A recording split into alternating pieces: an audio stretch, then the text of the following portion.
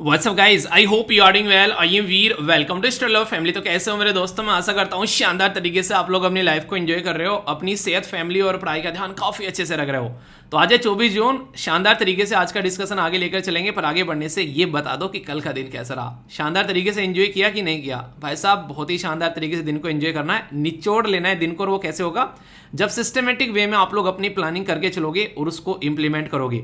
अगर प्लानिंग कर ली है एक बार तो आप लोग अपने दिन को इफेक्टिव कर पाओगे। अगर प्लानिंग नहीं करी है, बस ऐसे उठ गए और स्टार्ट कर दिया दिन, फिर नहीं होने वाला है। तो अपना डिसिप्लिन टेस्ट आप लोगों को लेकर चलना है कि हाँ, डेली अपने ऊपर नजर रखनी है। और वो कैसे होगा? जब उसको एक पेपर पर लिख डालोगे। जैसे पेपर पर लिखोगे, फिर आप लोगों को लगेगा उसके बारे में सोचोगे, फिर चीजों को आगे करोगे और इसी तरीके से पैटर्न आप लोगों को आगे बढ़ता हुआ नजर आएगा। ठीक है, तो फीडबैक जरूर देना। जैसा भी आप लोगों को लगता है जिंदगी में इंप्रूव हो रहा है, अपने ऊपर नजर जरूर रखना, क्योंकि आधा साल आप लोगों का जा चुका है, ये सोच लीजिए बस। ठीक है ना? तो जिंदगी ऐसे ही बीत जाएगी, पता भी नहीं चलेगा। तो चीज़ों को अच्छे से लेकर चलना है। इसी के साथ में जो सबसे इंपॉर्टेंट बात है यहाँ पर यह है कि पूरी वीडियो अच्छे से देखना और देखने के बाद में वीडियो के एंड में चीज़ों को रिकॉल जरूर करना, क्योंकि जितना चीज़ों को रिकॉल करोगे उतने लंबे समय तक चीज़ें याद रहेंगी। रिवीजन की चीज़ें खत्म हो जाएंगी लाइफ में, ये सोच लेना। तो रिकॉलिंग पावर आप लोगों की बढ़ेगी, तो आप लोग की मेंटल एबिलिटी एक तरीके से बढ़ेगी, मेंटल स्टेबिलिटी आप लोगों की बढ़ेगी। और ये समझना एक तरीका मेडिटेशन हो जाएगा ये आप लोगों का। ठीक है, तो ये जरूर अपनी लाइफ में इंक्लूड करके आप लोगों को चलना है। और स्टार्टिंग में जो वीडियो थी ये एक एसएलवी फैमिली मेंबर के द्वारा शेयर की गई। आप लोग देखो कि माँ बाप ना आप लोगों के लिए किस हद तक जाकर क्या क्या करते हैं। तो क्या आप लोग थोड़ा सा इतना एफर्ट नहीं डाल सकते यार? 1-1.5 साल बैठकर ढंग से तसल्ली में पढ़ाई कर दें। अपने खासकर अपने लिए नहीं हो पा रही तो अपने मम्मी पापा के लिए ही कर लो यार, कि यार उनको ऐसी जिंदगी देनी है कि उनको ये लगे कि वाह क्या बच्चा पैदा किया है। तो उनकी जिंदगी को कम से कम थोड़ा इंप्रूव करो। वो 24 घंटे टेंशन में रहते हैं कि बच्चे का पता नहीं क्या होगा। तो उनके लिए ही थोड़ा डिसिप्लिन में आ जाओ अपनी जिंदगी को लेकर, है कि नहीं? तो ये चीजें थोड़ा सा करो यार, क्योंकि आपकी जिंदगी है, आपको ही संवारनी है। सामने वाला आकर आप लोगों को एक तरीके से ना कुछ भी बोलकर जा सकता है, पर लेकिन जब तक आप लोग अपनी चीज़ों पर खुद से फोकस नहीं करोगे तब तक चीज़ें जो हैं वो इंप्रूव नहीं होने वाली है, ये याद रख लेना।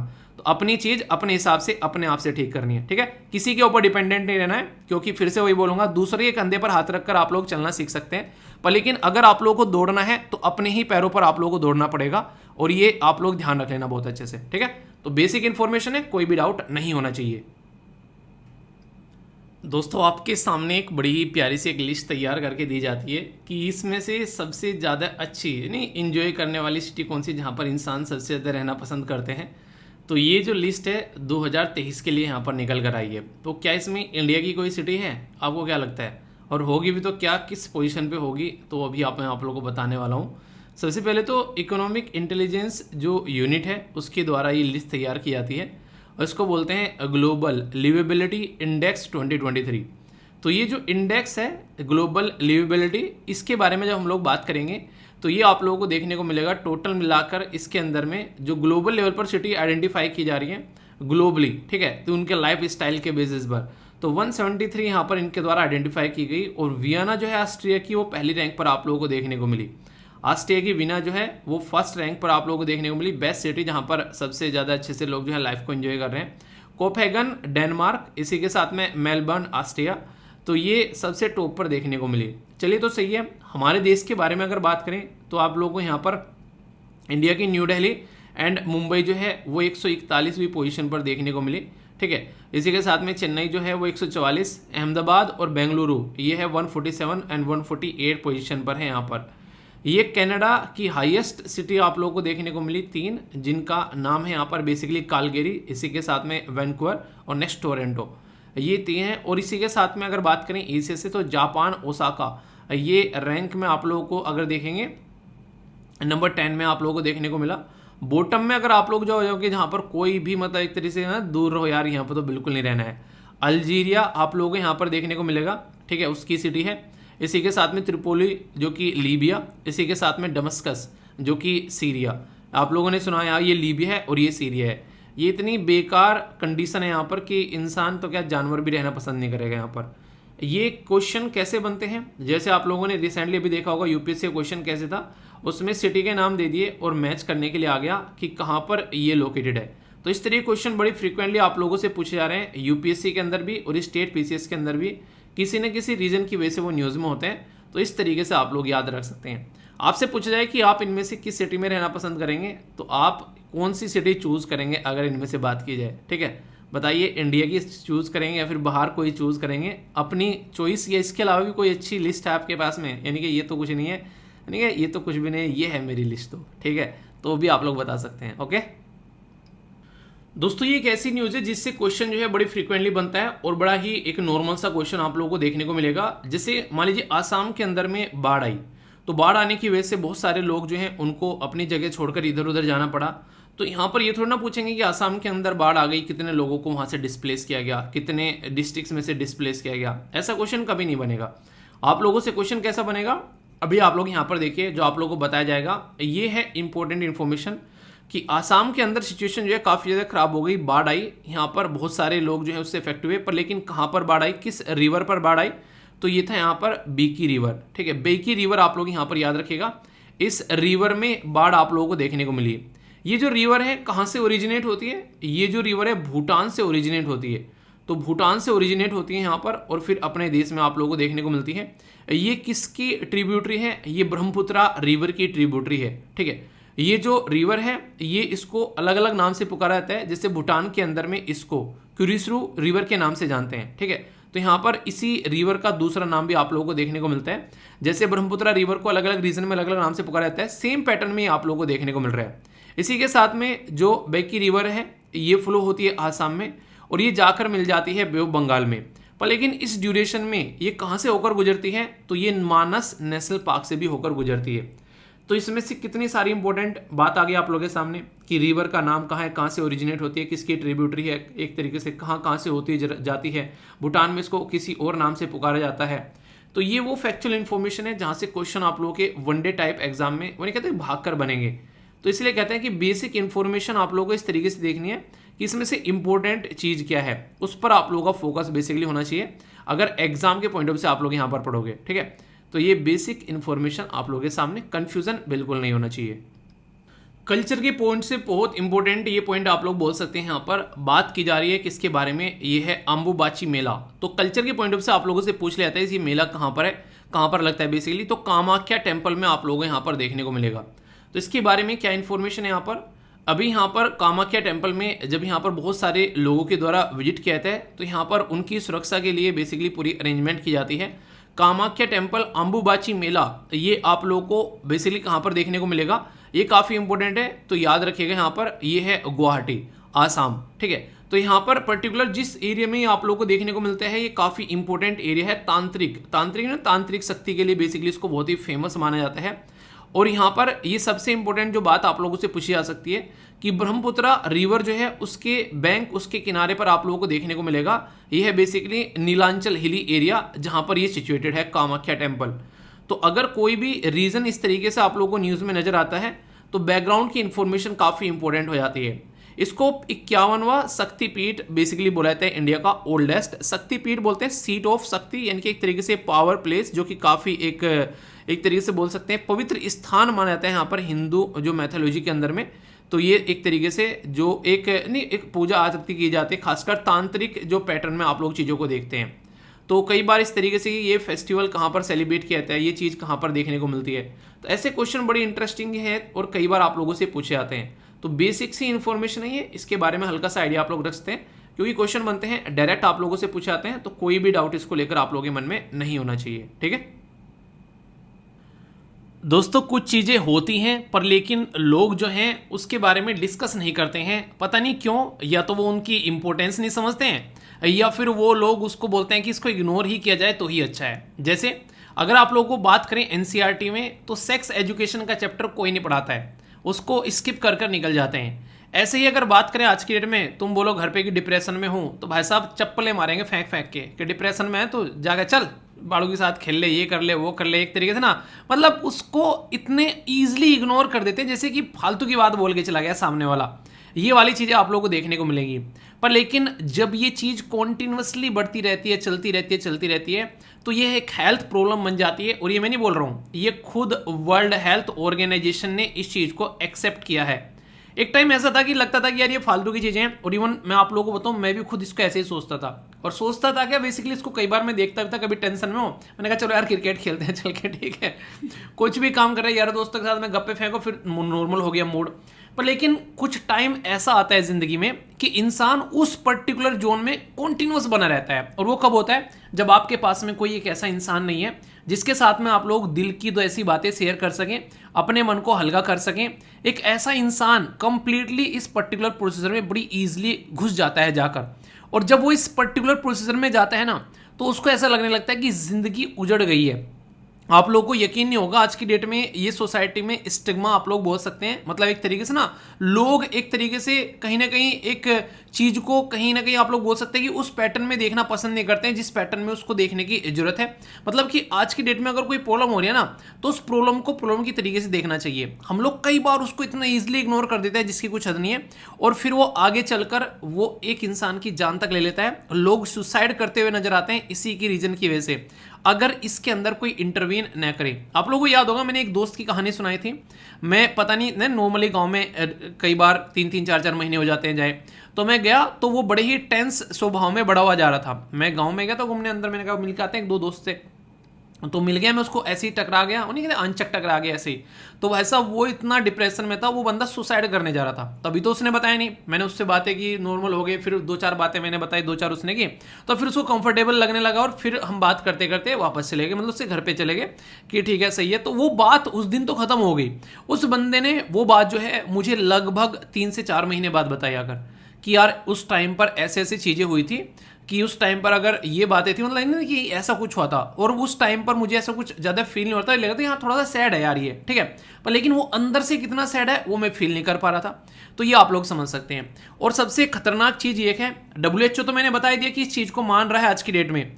इवन नेशनल, अगर बात करूँ नेशनल हेल्थ जो फैमिली सर्वे है, ये भी यहाँ पर बोलता है, जब 2015-16 की रिपोर्ट आई, इसने भी बोला कि आज के देश में स्ट्रेस रिलेटेड जो डिसऑर्डर है वो लगभग 3.5% आप लोगों यहाँ पर लोगों को देखने को मिलते हैं। और खासकर अगर बात करें, ये जो डिसऑर्डर है ये बड़े ही कॉमन रहते हैं। और सबसे इंटरेस्टिंग चीज़ क्या है, twice as common in women as compare to man. यानी कि इस तरीके जो डिसऑर्डर होता है, खासकर आप लोग देखें ना, लड़कियां जो होती है, खासकर जो वुमेन्स होती हैं, अब मम्मियों को देख लो घर पे, जरा सी देर में खुश है, जरा सी देर में चप्पलें मारती हुई नजर आती हैं, ठीक है। तो मूड स्विंग्स होते हैं बड़े जल्दी जल्दी, तो ये देखने को मिलता है कई बार। पर लेकिन सबसे बड़ी बात यहाँ पर ये भी देखने को मिलेगी कि कई बार लोगों को फोबिया होता है कुछ चीज़ों का, किसी चीज़ को लेकर डर होता है। जैसे नहीं, आप लोग देखो, जैसे मुझे क्या होता है, जहाँ पर मैं एक बार सेट हो जाता हूँ तो मुझे लगता है कि यार बस यहीं पे रहना है, मतलब कहीं जाना नहीं है, मैं उसको अपना घोंसला बना लेता हूँ। मतलब वहाँ पे सारी चीज़ स्टैब्लिश कर दूंगा, आसपास में जो जो मेरे काम की चीज़ होगी, अच्छा न्यूज़पेपर यहाँ से मिलता है, अच्छा यहाँ से इस तरीके का इंटरनेट है, यहाँ से दूध वगैरह मिलता है, आसपास में यहाँ पर पार्क है, ये यहाँ पर इस तरीके से काम करने हैं, मतलब सारा इकोसिस्टम तैयार हो जाता है। फिर वहाँ से निकलने में इतना दर्द होता है जिसकी कुछ हद नहीं है, ठीक है। तो यहाँ से लगता है कि यार पता नहीं क्या होगा। और हमेशा मैंने एक चीज़ फील की है कि जब मैं पुरानी जगह से निकलकर किसी नई जगह पर पहुंचा हूं, हमेशा बेस्ट वो एक तरीके से रहा है। तो जिंदगी में कुछ रूढ़िवादी जो चीज़ें होती है ना, कि हाँ यही है, बस ऐसे ही रहना है यार, इसको चेंज नहीं करना है, उसमें से एक बार निकल के देखो, एक अच्छा रिजल्ट निकल कर आएगा। जिस पर्टिकुलर थॉट साइकिल में आप लोग घुसे हो, उसमें से निकल कर देखो, एक अच्छा रिजल्ट निकल कर आएगा। मूवी देखी अमिताभ बच्चन की, ऋषि कपूर की जो मूवी थी, उसमें उसको सोल के साथ में लगाव था काफ़ी ज़्यादा, ठीक है। होता है, मेरे पास भी है एक ऐसा ही सोल, हालांकि अगर रियलिटी में बोल रहा हूँ मैं, ठीक है, मम्मी ने दिया था बहुत पहले, लगभग 12th में था मैं, तब से वो मेरे पास में रहता है। ऐसा नहीं कि मैं उससे चिपक के सोता हूँ आज के डेट में, पर हाँ रहता है पास में, रहता है। जब भी मतलब सर्दी आती है तो मैं पढ़ाता हूँ, लेक्चर लेता हूँ, तो अपने घुटनों पर डाल लेता हूँ उसको नीचे, पैर नहीं एक तरीके से ढकने के लिए, या फिर कई बार कान पर लपेट लेता हूँ उसे मफरल टाइप का बना के। तो एक चीज़ है कि उसका इस्तेमाल कर रहे हैं, एक चीज़ है कि उसके इमोशनली इतने कनेक्ट है कि उसको फट गया तो भाई साहब उसको पकड़े घूम रहे हैं, ठीक है। वो फटा नहीं, जिस दिन फटेगा भाई साहब उसको साइड में करेंगे, फिर मतलब यूज कर रहे हैं आराम से। पर हाँ एक फीलिंग है, पर लेकिन वो फीलिंग इतनी हैवी हो जाए इंसान की कि उसे छोड़ने के लिए तैयार नहीं है, वो खतरनाक चीज हो जाती है। तो जिंदगी में कोई भी चीज के साथ में इतने अटैच मत हो कि अगर वो चीज आप लोगों से दूर हो जाए तो आप लोग डिस्ट्रॉय हो जाओ। तो इतनी मैच्योरिटी डेवलप करनी जरूरी है जिंदगी में, और ये आराम आराम से आती है, कोई माँ के पेट से सीख के नहीं आता है। स्टार्टिंग में जब घर से निकल के आओगे ना, तो ये मैच्योरिटी बड़ी खतरनाक तरीके से आप लोग ही टूटेगी, ठीक है। घर से निकल के आता है ना, स्टार्टिंग में लगता है कि वाह सब कुछ मजे में चल रहा है, फिर हॉस्टल में जाके रहते हैं, रूम लेकर रहते हैं, तब पता चलता है छोटी छोटी चीज़ें इंसान को रुलाती हैं भाई साहब, ठीक है। खुद से अपने कपड़े धुलने, खुद से अपने बर्तन धुलने, जिसने कभी घर पे कोई काम नहीं किया। तो आगे चलकर फिर जैसे जैसे चीज़ें बढ़ती हैं, फिर बहुत दिनों तक ये पैटर्न चलते रहता है, तो उनके तो आदी हो जाते हैं, पर रिजल्ट नहीं आ रहे होते हैं। फिर रिजल्ट जो है वो टेंशन में कन्वर्ट होना स्टार्ट हो जाते हैं। घर से पैसा आ रहा है बराबर, खासकर लड़कियों के लिए तो और दिक्कत होती है, शादी की बड़ी जल्दी बातें होने लगती हैं, तो बहुत सारी ऐसी चीज़ें बनती है। तो ये आर्टिकल अभी कुछ दिनों पहले आप लोगों को याद होगा, एक पर्टिकुलर जो जापान की प्लेयर थी, टेनिस प्लेयर, उसने भी इसके बारे में बातें की थी कि एक ऐसी चीज़ है आज के डेट में जिसके ऊपर डिस्कशन होना चाहिए, डिबेट होना चाहिए और इसके लिए बाकायदा क्लासेस चलनी चाहिए कॉलेज जैसे स्कूल के अंदर भी, ताकि इस प्रॉब्लम का सॉल्यूशन निकाला जा सके।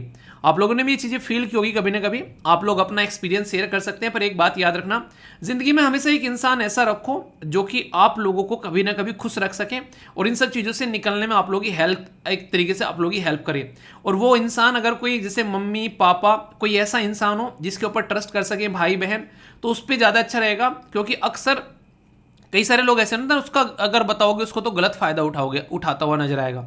एक छोटी सी बात और शेयर करना चाहूँगा कि मेरा फ्रेंड था, वो बहुत ज़्यादा टेंशन में हुआ करता था, शायद वीडियो सुनेगा तो मुझे खोल करेगा वो क्या करता था, जब भी टेंशन में होता था ना, मुझे कहता था कि यार आना पार्क चल रहे हैं। मैंने कहा क्या, मैं समझ जाता था उसकी फीलिंग देख के, मैंने कहा कुछ ना कुछ गड़बड़ है इसके साथ में, और पार्क में लेता था। और पता है मैं मुझसे कुछ सुनना नहीं चाहता था, वो बस चाहता था मैं बैठ रहा हूँ और उसकी बातें सुनता रहूँ। एक तरीके से मतलब सामने वाले, आज के में ये बहुत बड़ी प्रॉब्लम है कि लोग सुनते नहीं है, कोई बस अपनी अपनी बताते हैं। उसका बस ये था मैं बैठ के उसकी बातें सुनता रहूँ, हालांकि मैं पक जाता था मैं उसकी बातें सुन के, पर लेकिन उसको बड़ा रिलैक्स फील होता था। ठीक है, तो कई बार ऐसी चीज़ें जिंदगी में ना सामने वाले को जो रिलैक्स फील करा दे कि सामने वाला कुछ कहना चाहता है, सामने वाला तुमसे सोल्यूशन नहीं चाहता, वो ये चाहता है कि बस बैठ के यार दो बातें मेरी सुन ले।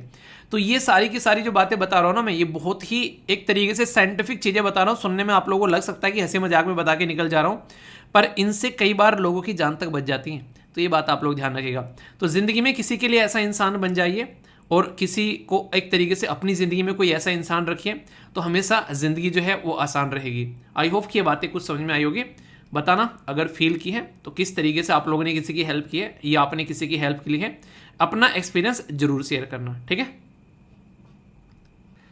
सर, आजकल वीडियो लेट क्यों आ रही है? मैंने सोचा कि जो रामायण अभी बनाई इन्होंने वो तो बिल्कुल ही एक तरीके से ना कहानी खराब कर दी। सोच रहा हूँ एक नई रामायण बना दूँ, मतलब मैं रामायण बना रहा हूँ इसलिए वीडियो लेट आ रही है मैंने बोला कि यार मुझे बस 8-10 दिन का टाइम और दो, मैक्सिमम आप लोग लगाकर चलो, मतलब 8-10 दिन बोला है मैंने, ठीक है 10 दिन लगा लो चलो आज से, अगर आप लोग काउंट करोगे 10 दिन के अंदर अंदर सारी चीज़ें आप लोगों को जो है वो फिर से सेटल होती हुई नजर आएंगी। कुछ ऐसी चीज़ें हैं जो बहुत ही ज़रूरी थी, जो चीज़ें करनी थी, तो उसकी वजह से टाइम जो है सारा इधर उधर हो रखा है। ठीक है, उसके बाद में देखना शानदार तरीके से बहुत सारी और भी कई सारी चीज़ें आप लोगों को देखने को मिलेगी। मुझे पता है आप लोगों की मंथली वीडियो बची हैं और भी कई सारी चीज़ें आप लोग बोल रहे हो, तो सारी चीज़ें आप लोगों की सिस्टमेटिक वे में स्टार्ट होंगी और थोड़ा सा बस टाइम दे दीजिए, उसके बाद में देखना मजा आएगा आप लोगों को। ठीक है कि ये भी चीज़ें हैं, बहुत ही अच्छे से आप लोगों को बहुत सारी चीज़ें आप लोगों को देखने को मिलने वाली है। और मैंने बोला था एनसीईआरटी पूछ रहे हैं सर कब तक अपडेट कर देंगे, बस दे दो टाइम थोड़ा सा। एनसीईआरटी भी सारी की सारी हिंदी और इंग्लिश में एक साथ आप लोगों को देखने को मिलेगी, एक ही जगह से जाकर आप लोग डाउनलोड कर पाओगे बिना किसी टेंशन के, तो ये काम कर लो। पर एक थोड़ी सी रिक्वेस्ट यार मैं आप लोगों से करना चाहूँगा हाथ जोड़कर, जो बहुत ज़्यादा जरूरी है। आप लोग जो भी यहाँ पर बेसिकली इनरोल करते हो कोर्स के अंदर में, उसमें सारी चीज़ इंक्लूडेड है, उसमें टेस्ट सीरीज इंक्लूडेड है, सीसेट इंक्लूडेड है। और आप लोग क्या कर रहे हो, पहले कोर्स खरीद लेते हो फिर उनको अलग से खरीद लेते हो यार, पूरी टीम फिर उसमें लगी रहती है, इनको रिफंड करना है सर, इसका ये हो गया, मतलब आधी चीज़ तो ऐसे है ना जिसमें आप लोग उसको बर्डन को रिड्यूस कर सकते हो। थोड़ा सा यार प्लीज़ एक बार पढ़ लिया करो उसको लेने से पहले। ये सबसे बड़ी प्रॉब्लम हो रखी है, मतलब रिफंड करने में ना जो आता है कि वो मतलब मेन कोर्स खरीद लिया उसके बाद में फिर ये अलग अलग से खरीद लिया, बोला ना कि वो सारी चीज़ें उसमें इंक्लूडेड है। तो इसलिए आप लोग यार उसको आराम से एक बार पढ़ लो ना कि क्या क्या दे रखा है, किस किस कोर्स में क्या क्या है। तो सारी सीसेट का अलग है, यूपीएससी की टेस्ट सीरीज अलग है, जीएस की अलग है, सारी चीज़ें अलग अलग भी हैं और कंबाइन भी है। तो अगर अलग लेनी है तो फिर अलग देखो, पर उसमें लेनी है तो उसमें। फिर ये रिफंड वाला चक्कर ना सबसे ज़्यादा मतलब परेशान करता है। फिर आप लोग या सर टीम से बात कर रहे हैं, फिर वो फिर आपके अकाउंट में थोड़ा लेट जाता है, फिर उसके लिए परेशान आप लोग रहते हैं। तो एक बार देख के तसल्ली में कर लो ना यार, थोड़ा सा बस इतना हेल्प कर दो। ठीक है, ये बहुत ज़्यादा हो रहा है, छोटा होता है समझ में आता है, बहुत ज़्यादा हो रहा है, बिना देखे बस परचेज कर लिया एकदम, और फिर वो भी दूसरा परचेज कर डाला। इतना पैसा हो रहा है क्या यार, इतना पैसा हो रहा है यार, 2-4 बच्चों को वैसे पढ़वा दो यार कि हाँ जिसको बेसिकली एक तरीके से रिक्वायरमेंट आज के डेट में नीड है, तो इतना कर लो। जो इतने सारे बच्चे पास में आ रहे हैं मेरे बीपीएल कार्ड लेके, किसी की हेल्प कर दो उनकी आप में, अगर लग रहा है आप लोगों को कि हाँ आप लोग हेल्प कर सकते हैं, थोड़ा सा देख लो यार। ठीक है और बीपीएल वाली बात जो थी वो बंद कर दी थी जैसा मैंने बताया था, क्योंकि बहुत सारे इशू देखे थे उसमें। तो अपना अच्छे से पढ़ाई करिए, इंस्टॉलमेंट का इस्तेमाल कर सकते हैं, बाकी अगर दिक्कत रहे तो वेबसाइट का इस्तेमाल कर सकते हैं। और एप्लीकेशन के ऊपर 4.9 की रेटिंग चल रही है, उसके लिए दिल से धन्यवाद यार। ठीक है, ये रियलिटी में बहुत ही बड़ी बात है, जिस तरीके से आप लोगों ने चीज़ों को अप्रिशिएट किया, सपोर्ट किया।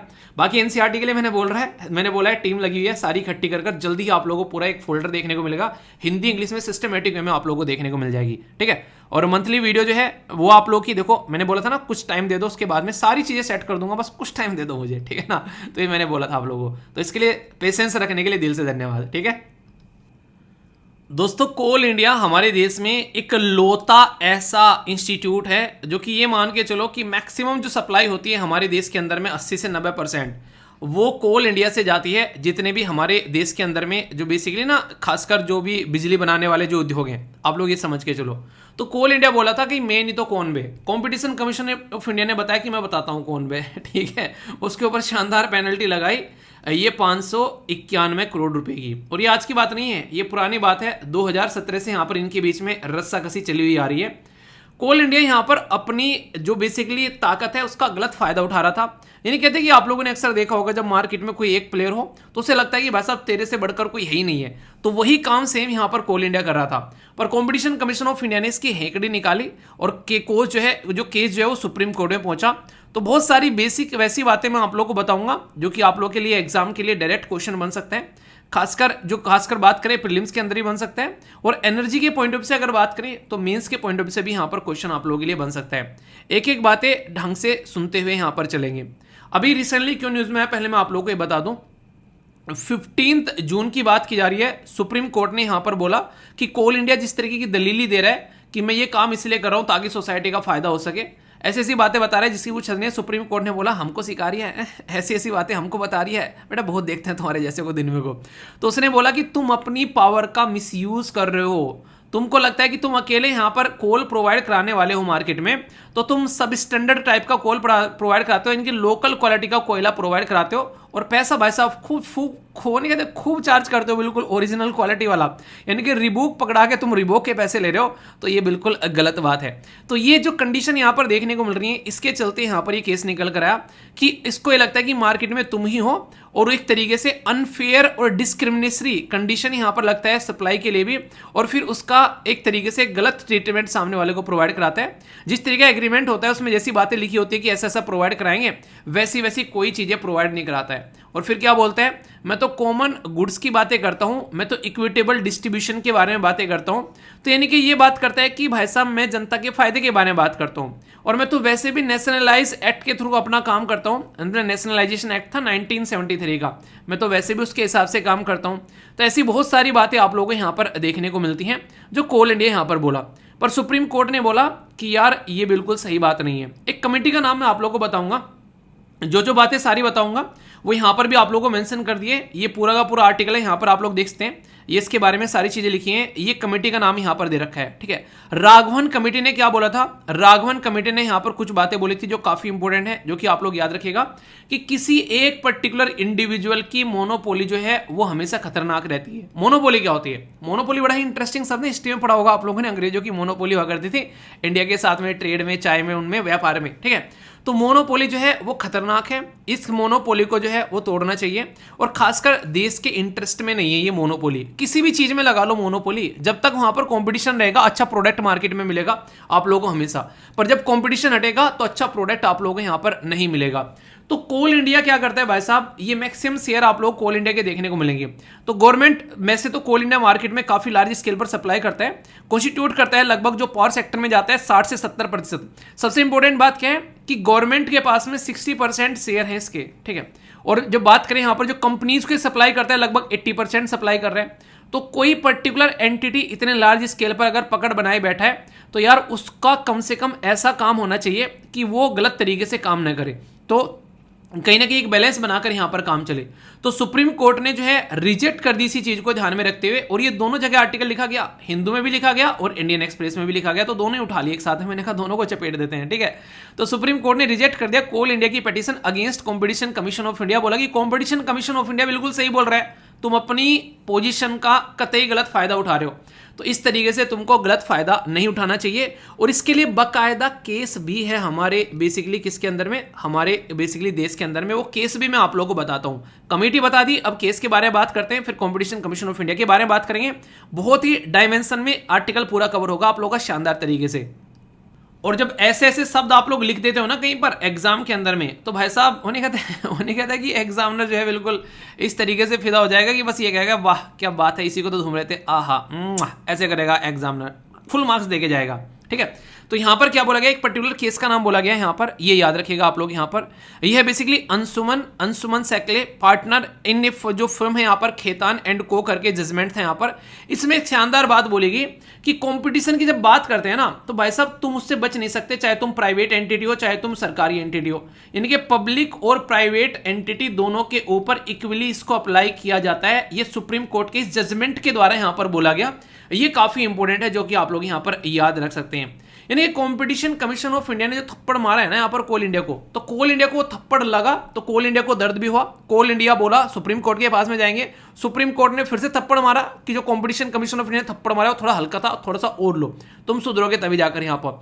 तो उन थप्पड़ों को खा खा के अब कोल इंडिया को सुधरने का मौका मिलेगा, तो वो सुधरेगा जरूर। जो ऐसी दलीलें वो दे रहा था उन दलीलों को साइड में रखा जाएगा, यानी कि अपनी पोजीशन का गलत इस्तेमाल नहीं करेगा, ऐसा यहाँ पर देखने को मिल सकता है। ठीक है, तो ये बेसिक चीजें मैंने आप लोगों को बताई। बाकी यहां पर कुछ और इंपॉर्टेंट पॉइंट अगर आप लोग यहां पर जानना चाहते हैं, जैसे पॉइंट जो मेड किए गए कोल इंडिया के द्वारा, तो अपने आप को ना अच्छा दिखाने की कोशिश करता है इंसान, हमेशा ही दिखाता है कि सामने वाला ही गलत हो सकता है, मैं तो बिल्कुल गलत नहीं हूं भाई, तो वाली फीलिंग आती है। पर लेकिन जब रियलिटी में झांकते हैं जाकर अंदर, तो पता चलता है कि ये सारा रायता इसी ने फैला रखा था भाई, ठीक है ना, तो वाली चीज देखने को मिलेगी। तो ये कह रहा है कि मैं जनता के फायदे के लिए काम करता हूं, ठीक है, अगर मोनोपोली भी है तो वो देश के हित में है, ठीक है। एक तरीके से डिफरेंशियल प्राइसिंग के बारे में बात करें तो उसके ऊपर अलग दलीलें यहां पर सुनाई जाती है, नेशनल ऑब्जेक्टिव के बारे में यहां पर बातें की जाती हैं, यानी कि ये बिल्कुल ऐसी है जैसे ये हालांकि बोलने लायक नहीं है बात, पर लेकिन ये बहुत ही ज्यादा ट्रेंड किया था कि अदानी की प्रॉपर्टी जो है नीचे जाने लगी, उनके ऊपर आरोप लगाए गए, तो अदानी साहब जो है वो पब्लिकली आकर कह रहे हैं कि ये एक तरीके से देश के ऊपर अटैक है, मतलब अदानी के ऊपर अटैक मतलब देश के ऊपर अटैक, मतलब अदानी ही देश बन गए। तो वो वाली बात थी, कंपटीशन कमीशन ऑफ इंडिया ने जैसे ही कोल के ऊपर अटैक किया कि तुम ये क्या हरकतें कर रहे हो, तो ये कह रहा है कि मेरे ऊपर अटैक नहीं है, ये देश के ऊपर अटैक है मेरे तो नाम में भी इंडिया है, कोल इंडिया, ठीक है, तो डायरेक्ट देश के ऊपर अटैक हो रहा है। तो ये भी ऐसी हरकतें कर यहाँ पर बचने की कोशिश करता, सुप्रीम कोर्ट कहने लगा शानपत्ती नहीं दिखाने का, ठीक है। राघवन कमेटी ने 2020 में बोला है कि मोनोपोली क्रिएट नहीं करने का, और दूसरा केस मैंने बताई दिया आप लोगों को। ये सारी बातें जो मैंने बताई है यहाँ पर तो ये लिखी हुई है, और नोट्स की फॉर्म में भी आप लोगों को प्रोवाइड करा दिए सिस्टमेटिक वे में, तो टेंशन मत लेना, जब इनको पढ़ोगे आप लोग रिवीजन करोगे, पीपीटी डाउनलोड करोगे, तो सारी चीजें अच्छे से आप लोगों को मिल जाएंगी। तो इस तरीके से प्रोवाइड करा दी गई है, ठीक है। कोल इंडिया के बारे में भी कुछ कुछ बातें आप लोगों के ऑब्जेक्टिव जो सारी चीजें हैं वो नोट्स में आप लोगों को मिल जाएगी। अब बात करते हैं कंपटीशन कमीशन ऑफ इंडिया के बारे में। ये एक स्टैट्यूटरी बॉडी है। स्टैट्यूटरी बॉडी अगर बोल दें तो तुरंत माइंड में घंटी बजनी चाहिए, यार ये है क्या। कुछ शब्द ऐसे होते हैं जो आप लोग सीखते चलोगे तो याद रख पाओगे, और छोड़ते चलोगे तो भाई साहब फिर तो खिल्ली उड़नी है। तो competition Commission of India statutory body है, इनकी स्टैट्यूट यानी कि वैधानिक यानी कि कानून पास करके बनाई गई बॉडी है यहाँ पर ये। और ये क्या करती है, ये बेसिकली कोशिश करती है कि मार्केट में कोई भी है ना भाई साहब, सबको जो है एक तरीके से हक है अपनी रोजी रोटी कमाने का और खाने का। ऐसा नहीं कि कोई किसी की रोजी रोटी पर आकर लात मारेगा, ये बिल्कुल नहीं चाहता ऐसा। तो इसीलिए यहाँ पर ये काफी इंपॉर्टेंट एक आप लोगों को बॉडी देखने को मिलती है। ये काम क्या करती है, एलिमिनेट करती है प्रैक्टिस, वो प्रैक्टिस जो कि इन्वायरमेंट में से या फिर बोले मार्केट में से जो कंपटीशन को खत्म करे। यानी कि कल को जियो बोलने लगे कि मैं ही जीऊंगा और सबको मारूंगा, तो जियो को गला काट के साइड में फेंकेगा कंपटीशन की, तुझे ही देखे पहले, ठीक है। मैंने कहते एक तरीके से पहले इसको देखो, साइड में करो, ठीक है। इसी के साथ में इंश्योर करेगा फ्रीडम, ताकि ट्रेड जो है मार्केट में वो अच्छे से बना रहे। और ये तो फंडामेंटल राइट भी है आप लोगों का, पार्ट 3 में पढ़ा नहीं है। संविधान के अंदर आर्टिकल 12 से लेकर आर्टिकल 35 तक आप लोगों को देखने को मिलते हैं। उसमें एक आर्टिकल कौन सा है, आर्टिकल 19, ठीक है। अपना खुद का ट्रेड कर सकते हो, है कि नहीं तो वही बात की जा रही है। तो इंश्योर करते हैं freedom of trade in the market, और ये आप लोगों का फंडामेंटल राइट भी है। ये तो वैसे भी आप लोग इंजॉय कर सकते हो। प्रमोट करते हैं और सस्टेन करते हैं कॉम्पिटिशन, यानी कि कॉम्पिटिशन मार्केट में बना रहना चाहिए। जितना अच्छा कॉम्पिटिशन होगा ना मार्केट में, उतना ही अच्छा प्रोडक्ट मिलेगा, चाहे किसी भी फील्ड में आप लोग चले जाओ धरती पर। ये बात आप लोग हमेशा ध्यान रखना, जहां जहां कॉम्पिटिशन गया वहां प्रोडक्ट की क्वालिटी डाउन। कंपटीशन बहुत अच्छा है कस्टमर के लिए, खासकर अगर मैं बात करूं तो। प्रोटेक्ट करता है इंटरेस्ट ऑफ द कंज्यूमर, सीधी सीधी बात है। अगर आपको अच्छा प्रोडक्ट मिला है तो आप लोग इंटरेस्ट प्रोटेक्टेड रहेगा यहाँ पर। और वैसे भी अगर किसी ने गलत प्रोडक्ट दे दिया तो भी आप लोग जा सकते हैं यहाँ पर, अपनी बेसिकली यहाँ पर बातें रख सकते हैं, ठीक है। इसी के साथ में गिव अपना opinion on the competition issue पर अपना ओपिनियन देता है कि ऐसे नहीं, इसको ऐसे कर लो भाई साहब, ऐसे कॉम्पिटिशन अच्छा बढ़ेगा, ठीक है। इसी के साथ में अंडरटेक कैपेसिटी बिल्डिंग और कॉम्पिटिटिव एडवोकेसी, सीधा सीधा मतलब यहाँ पर ये कि किस तरीके से कॉम्पिटिशन को मैनेज करके मेंटेन करके रखना है। तो ये सारे के सारे ऑब्जेक्टिव है। फालतू की प्रैक्टिस को हटाएगा, इंश्योर करेगा freedom of trade.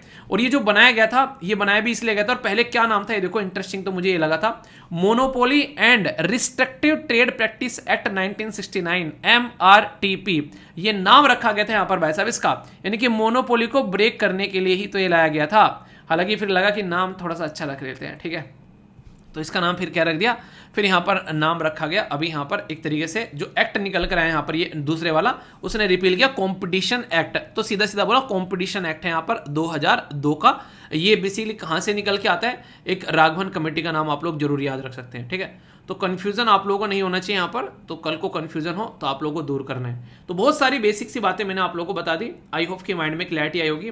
Same type का क्वेश्चन मैंने आप लोगों को दिया था जब गूगल के ऊपर कंपटीशन कमीशन ऑफ इंडिया ने लगाम कसी थी, याद आ रहा है। तो यहाँ पर आप लोग देखिए, Competition Commission of India has impose a penalty on Coal India, ठीक है, क्योंकि वो अपनी पावर को एब्यूज कर रहा है, अपनी डोमिनेंस को मार्केट में एब्यूज कर रहे हैं। तो इसको बैकग्राउंड को ध्यान में रखते हुए आप लोगों को डिस्कस करना है, इसके फंक्शंस क्या क्या है। तो जो सारी बातें मैंने अभी आप लोगों को फंक्शंस वगैरह बताए हैं और किस तरीके से यहाँ पर ये काम कर रहे हैं, तो ये सारी की सारी चीजें आप लोग देखते हैं किस तरीके से यहाँ पर मार्केट में काम करता है, कैसी बॉडी है, कैसे कंपटीशन को मेंटेन रखने का काम करता है। और एक प्यारा सा क्वेश्चन भी आप लोगों के लिए कि competition Commission of India promote करता है sustain competition in the market, protect करता है इंटरेस्ट ऑफ द प्रोड्यूसर और इंश्योर करता है फ्रीडम ऑफ ट्रेड। कौन सी स्टेटमेंट बिल्कुल करेक्ट है, कतई करेक्ट है, ठीक है।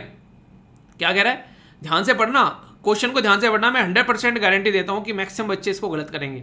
रीजन क्या है अभी बताता हूं, चलो पॉज कर एक बार आप लोग वीडियो को अटेम्प्ट करके देख लो, नहीं यकीन आ रहा तो मुझे पता है कहां पर गलत करोगे।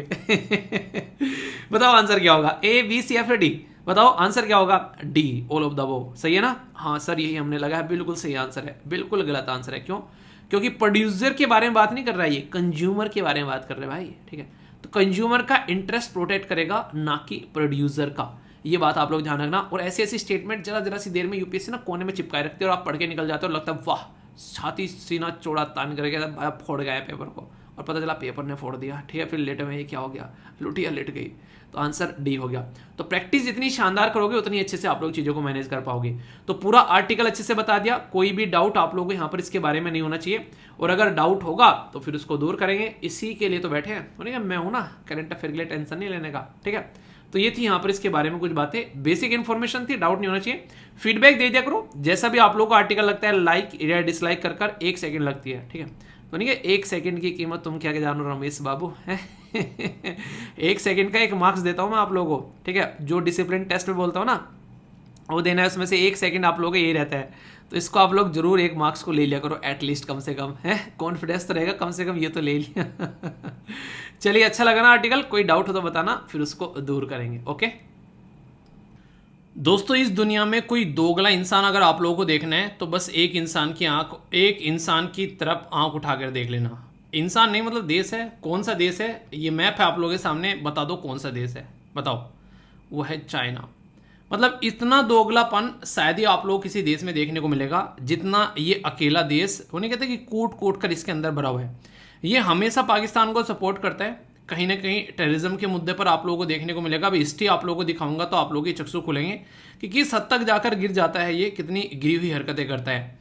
और इसी के यहाँ पर अगर बात करें, मुस्लिम कम्युनिटी जो है वो बुरी तरह मारी जाती है, इवन उनको अपना रिलीजन तक फॉलो करने नहीं दिया जाता है। और ऊपर से ये क्या करता है, ये पाकिस्तान का रहनुमा बैठा है बना, और वही पाकिस्तान जो जरा सा भी किसी एक तरीके से ना हमारे देश के अंदर में कुछ जरा सा हिंदू मुस्लिम के ऊपर कोई झगड़ा हो जाए तो तुरंत वो इस्लाम के झंडे उठाने लगता है कि हाँ हम लोग जो है इस्लाम को प्रोटेक्ट करेंगे। और वही पाकिस्तान चुप रहता है जब चाइना में बुरी तरह यहाँ पर उनकी कम्युनिटी के लोगों को मारा जाता है। तो ये सिचुएशन आप लोगों को देखने को मिलेगी। अभी ये कहानी मैंने आप लोग क्यों सुनाई, क्योंकि चाइना ने फिर से बदतमीजी की पराकाष्ठा पार करते हुए ब्लॉक कर दिया यूएन के जो बेसिकली ब्लैक लिस्ट जो टेररिस्ट जो हुआ करते थे उनको। तो होता क्या है, देखिए 5 मेंबर ऐसे हैं यूनाइटेड नेशन के अंदर जिसके पास में वीटो है। वीटो मतलब क्या होता है कि भाई साहब हम नहीं चाहेंगे तो ये काम नहीं होगा। तो 5 लोगों के पास में वीटो पावर दे रखी है। चाइना हमेशा पाकिस्तान का सपोर्ट प्रोवाइड करता है, पाकिस्तान को अपने हिसाब से यूटिलाइज करता है। तो चाइना ने ब्लॉक कर दिया प्रपोजल जो यूएन के अंदर में गया ब्लैक लिस्ट करने के लिए, जो लश्कर तैयबा के जो टेररिस्ट थे और 26/11 में ये शामिल भी हुआ करते थे। इसका नाम है साजिद मीर। तो अभी हमारे देश के अंदर में जब टेररिज्म को लेकर आप लोग बात करते हो तो हम लोग टेररिज्म को नो टॉलरेंस पॉलिसी में लेकर चलते हैं कि भाई साहब इसको हम लोग टॉलरेट नहीं करेंगे। तो इसी के ऊपर पूरा आर्टिकल है, बेसिक बैकग्राउंड इन्फॉर्मेशन के साथ में ढंग से समझेंगे और फिर हम लोग आगे बढ़ेंगे। पाकिस्तान वो मोहल्ले की आंटी है जिसको सारे बच्चे गाली देकर निकलते हैं, पर फिर भी वो सुधरने का नाम लेती है, वो फिर भी बच्चों को छेड़ती है आते जाते, ठीक है। तो वही हरकत है कि पाकिस्तान के अंदर में टेररिस्ट है, सब जानते हैं, उसके बाद भी पाकिस्तान जो है वो चिल्लाता फिरता है और सबको ये बोलता है कि भाई साहब मैं जो है एक तरीके से बहुत सारी चीज़ उधार रहा हूँ। दुनिया के सामने कटोरा लेके गया, किसी ने कोई टिकन्नी नहीं डाली ढंग से, ठीक है। कुछ को छोड़कर उनको लगा कि दे देते हैं यार, वरना बेइज्जती कर रहा है हमारी भी, कि हमारा दोस्त है, यानी कि दोस्त को बचा लेते हैं थोड़ा सा। तो चाइना जो है हालांकि आया अच्छा, इतना नहीं जितना एक्सपेक्ट किया था। तो चाइना ने अभी जो है यहाँ पर ये प्रपोजल बेसिकली बैन किया है, ये कहीं ना कहीं सोचने के लिए मजबूर करते हैं कि क्या यूएन के अंदर में जो वीटो पावर दे रखी है, क्या उसका इफेक्टिवली यूटिलाइजेशन हो रहा है, जिस पर्टिकुलर पर्पज से उसको दिया गया था, क्या वो पर्टिकुलर पर्पज जो है वहाँ पर साधा जा रहा है। तो ये भी सोचने के लिए हम लोग मजबूर होते हैं। हिस्ट्री अगर उठाकर देखोगे इस चाइना की, तो आप लोगों को खतरनाक हिस्ट्री देखने को मिलेगी। 2009 में मसूद अजहर, तो मसूद अजहर जो है 26/11 अटैक का मास्टरमाइंड माना जाता था। यहाँ पर इसने क्या किया, इसको ब्लॉकेड किया, ठीक है, यानी कि इसको भी टेररिस्ट करार नहीं देने दिया गया।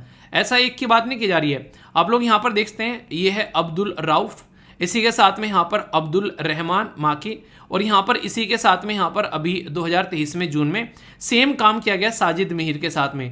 यानी कि इंडिया जो है ये बेसिकली सबूत दे देकर थक चुका है कि भाई साहब इन्होंने ही हमारे यहाँ पर अटैक किया है और तुम इनको पाले जा रहे हो। इनको नहीं, जिस तरीके से कहते हैं कि एक तरीके से आम जो होता है उसको, कच्चा आम जो होता है ना, उसको पाल में दाब देते हैं और उसको पकाने की कोशिश की जाती है। तो ये सारे के सारे वो टेररिस्ट हैं जो कि यहाँ पर पक रहे हैं और फिर ये यहाँ पर बढ़कर फिर यहाँ पर दूसरे देश में जाकर ये अपना कोहराम मचाते हैं। अभी पुलवामा जब अटैक हुआ यहाँ पर, आप लोगों को पता है कितने सारे हमारे जो जवान थे वो शहीद हुए थे। तो पुलवामा अटैक के बाद में यहाँ पर 25 कंट्रीज को इंडिया ने हाईलाइट भेजी थी कि भाई साहब ये क्या कर रहे हैं, ये प्रमोट कर रहा है टेररिज्म, इसको देख लो। पर वही बात है, यूएसए या फिर वेस्टर्न वर्ल्ड टेररिज्म को टेररिज्म मानती ही नहीं थी भाई साहब बहुत दिनों तक। तो उनको ये बाकायदा बात मनवानी पड़ी है, जब उनके खुद के घर में जाकर पटाखे फोड़ने लगे ये लोग, तब जाकर उनको समझ में आया कि कुछ ना कुछ करना पड़ेगा। तो चाइना कई बार यहाँ पर आप लोग बोल सकते हैं कि अपनी इस नीति को लेकर चलता है कहीं ना कहीं एक तरीके से ना, जिस तरीके से यूएसए को जब कुछ हरकतें करनी होती है तो इजराइल को उंगली लगा देता है कि जा बेटा करके, ठीक है। ऐसे ही पाकिस्तान को बना रहा है चाइना बेसिकली, ठीक है। वो उसको चाह रहा है कि वो उसका वही वाला बेसिकली एक हिस्सा बन जाए जैसा कि इजराइल बना हुआ है, और ये काफ़ी ज़्यादा खतरनाक होता है। अपनी तो इमेज बचाकर इंसान निकल जाता है, दूसरों के ऊपर सारे ठेकरे फोड़ देता है। आप लोगों को ये देखने को मिलता है। यूएन भी भाई साहब, यूएन चचा भी काफ़ी अच्छा काम करने की कोशिश करते हैं। उनके द्वारा एक लिस्ट तैयार कर रखी है जिसको बोलते हैं 1267 कमेटी है इसका नाम। ये पहली बार जब 1999 में लाई गई तो बोला गया कि इसके अंदर में टेररिस्ट को डाला करेंगे, पर डालेंगे कैसे, तो उसकी पूरी प्रक्रिया रखी गई भाई साहब, ऐसे ऐसे डालेंगे। पर लेकिन उसके अंदर भी कोई वीटो कर देगा तो फिर वीटो जो है उसको वहीं पर ही रोक देगा, ठीक है। तो फर्स्ट सेटअप किया गया 1999 में, ठीक है। इसके बाद में स्ट्रेंथन किया गया यहाँ पर सितंबर 11 2001 अटैक हुआ उसके बाद में। देखते कि तुम्हारे घाव में कोई आकर बेसिकली चाकू घोप दे तो तुमको पता चलता है कि दर्द कितना होता है, दूसरे घाव नहीं। तो यूएसए के छाती पे रखकर इन्होंने जब तक यहाँ पर बॉम्ब नहीं फोड़ा, बेसिकली वो हवाई जहाज ने निकाला ट्विंस टावर में से, तब तक ये नहीं सुधरे, ठीक है। तो ऐसा आप लोग बोल सकते हैं। यहाँ पर जब बात की जाती है, यहाँ पर जो टेररिस्ट की बात की जा रही है, यहाँ पर आज की डेट में यहाँ पर बेसिकली ये है दाइश और अलकायदा, जो सैंक्शन कमेटी ने सैंक्शन किया था। ऑल पैरामीटर जो कि यहाँ पर है, all permanent and all non permanent member जो है वो यहाँ पर देखने को मिलते हैं। जब पिक्चर आती है इनको किस तरीके से अप्रूव करना है। ये 1267 जो लिस्ट है उसमें ग्लोबल लिस्ट है, यूएन जो एससी के यानी कि यूएन सिक्योरिटी काउंसिल के, और पाकिस्तानी आप लोगों को ये बेसिकली देना है, it is full of Pakistani national resident यानी कि आप लोग बोले ना कि कहाँ घूमने जाना है, स्विट्जरलैंड चलेंगे, कहाँ घूमने जाना है भाई साहब, पेरिस चलेंगे, कहाँ घूमने जाना है भाई साहब, कहीं अच्छी जगह चलेंगे। यहाँ पे क्या है कि यहाँ पर पहुँचेंगे इस लिस्ट में, क्योंकि इस लिस्ट में हमारा ही नाम होना चाहिए, बाहर के किसी देश का नाम शायद ही आप लोगों को यहाँ पर देखने को मिलेगा। क्यों? क्योंकि ये टेररिस्ट की लिस्ट है और सारे के सारे पाकिस्तान से निकल कर आते हैं। तो यहाँ पर ये काफ़ी इंपॉर्टेंट है कि जब इस तरह की कंडीशन बनी है, पता है कि ये पाकिस्तान में चीज़ें पाली जा रही हैं, और फिर भी सबसे बड़ी बात पता है क्या, ये बिल्कुल ऐसी ही आंखों देखी मक्खी निकल लेना, यानी कि सामने पता है हरकतें क्या हो रखी है और फिर भी हम लोग इस चीज़ को जो है एक्सेप्ट ना करें तो फिर क्या मतलब इस चीज़ का रह जाता है। तो ये जरूरी है कि इसके ऊपर काम किया जाए। अगर यूएन के अंदर में बात करें तो डिस्कस किया था, पर लेकिन लिमिटेड आप लोगों को चीज़ देखने को मिलती है अगर बात करें। हालांकि ये बैन वैन लगाते हैं पर लेकिन वो कई बार काम नहीं आते हैं। अगर देश ही साथ ना दे रहा तो बैन वैन कैसे काम आएंगे, तो ये आप लोग समझ सकते हैं। इंडिया ने एटलीस्ट 3 बार अटैम्प्ट किया यहाँ पर 2009, 2016, 2017 कि लिस्ट किया जाए जैसे मोहम्मद को ग्लोबल टेररिस्ट के उसमें, पर लेकिन बार बार चाइना जो है पाकिस्तान को सपोर्ट करता है और इसको ये करने से मना कर देता है, और ये हमारे देश के लिए काफ़ी ज़्यादा खतरा आप लोगों को मंडराता हुआ नजर आता है। तो इसलिए ज़रूरी है कि किसी न किसी तरीके से यहाँ पर बैलेंस बनाकर चला जा सके। तो ये कमेटी किससे लेड है यूएन की, ये आप लोग जरूर याद रखिएगा। आप एक बात ध्यान रखो यहाँ पे, अगर किसी चीज़ को आप लोग मेहनत कर कर किसी शिद्दत तक उसको आगे बढ़ाकर लेकर जाओ और फिर कोई इंसान आकर उसमें अटकलें अटका दे, तो उससे ज़्यादा गुस्सा किसी चीज़ में नहीं आएगा। यहाँ पर यूएन की लिस्ट में अगर किसी ऐसे इंसान को आप लोगों को लिस्टेड करना है तो उसका पूरा प्रोसीजर दे रखा है यहाँ पर कि कोई भी मेंबर जो है वो प्रपोजल दे सकता है कि हाँ ऐसा कुछ करना है, कि किसी इंडिविजुअल ग्रुप या फिर एंटिटी को यहाँ पर लिस्ट करना है। यानी कि एक इंसान को भी कर सकते हैं, ग्रुप को कर सकते हैं, किसी एंटिटी कंपनी टाइप में कर सकते हैं। तो उन 1267 जो कमेटी है यहाँ पर, उसकी रिक्वायरमेंट अगर यहाँ पर होती है तो यहाँ पर 4 दिन के नोटिस या फिर आप लोग बोल सकते हैं 4 वर्किंग डेज के नोटिस में काम किया जाता है कि ठीक है नोटिस दे दिया और फिर इस तरीके से यहाँ पर इसको रखा जाएगा। डिसीजन जो है वो लिस्ट किया जाता है, फिर डी लिस्ट किया जाता है, यानी कि कोई लिस्ट किया जाता है जिसको लाना है, डी लिस्ट किया जाता है जिसको नहीं लाना है। प्रपोजल जो है सारे मेंबर को सेंड किया जाता है। अगर कोई इस पर ऑब्जेक्शन उठाता है विद इन 5 वर्किंग डेज जो है प्रपोजल एडजप्ट किया जाता है। कोई ऑब्जेक्शन उठा जाता है तो फिर यहाँ पर जो प्रपोजल है ठीक है तो उसको कंटेन किया जाता है, ठीक है। फिर यहाँ पर क्या होता है, एक तरीके से पूरा प्रोजेक्ट चलता है। तो टेक्निकल होल्ड नाम का भी एक वर्ड यहाँ पर यूज किया जाता है, यानी कि अगर मुझे चीज़ पसंद नहीं आ रही है, मैं बोलूँ कि यार इसके अंदर ये दिक्कत है, तो टेक्निकल होल्ड पर डाल देते हैं कि ये दिक्कत ठीक होगी तो फिर चीज़ों को आगे लेकर आगे बढ़ा जाएगा, ठीक है। इस पर्टिकुलर टाइम ड्यूरेशन के टाइम पर जब आप लोग चीज़ों को ढंग से देखोगे तो मेंबर जो है वो बेसिकली एक तरीके से कहीं ना कहीं इसको होल्ड पर डाल देते हैं, पर लेकिन कितने लंबे समय तक, तो कुछ लंबे समय तक, यानी कि एक प्रॉपर टाइम ड्यूरेशन रखा गया यहाँ पर कि पेंडिंग इशू जो है वो must be resolve with in 6 month. अगर नहीं होता है तो इसको ऐसा माना जाता है कि सामने वाले ने अप्रूवल दे दिया तो अप्रूवल कंसिडर किया जाता है। तो पेंडिंग जो लिस्ट रहती है यहाँ पर वो कहीं ना कहीं एक तरीके से पहले आप लोगों को ऑब्जेक्शन था, ठीक है, पर लेकिन फिर आगे जब चीज़ें आती हैं कि कैसे चीज़ों को लेकर चलना है तो ऑब्जेक्शन जो until all who have placed एक तरीके से जो रिमूव करते हैं तो विद इन टाइम फ्रेमवर्क रहेगा यहाँ पर, ऐसा नहीं कि सारी हवाबाजी में चलेगी।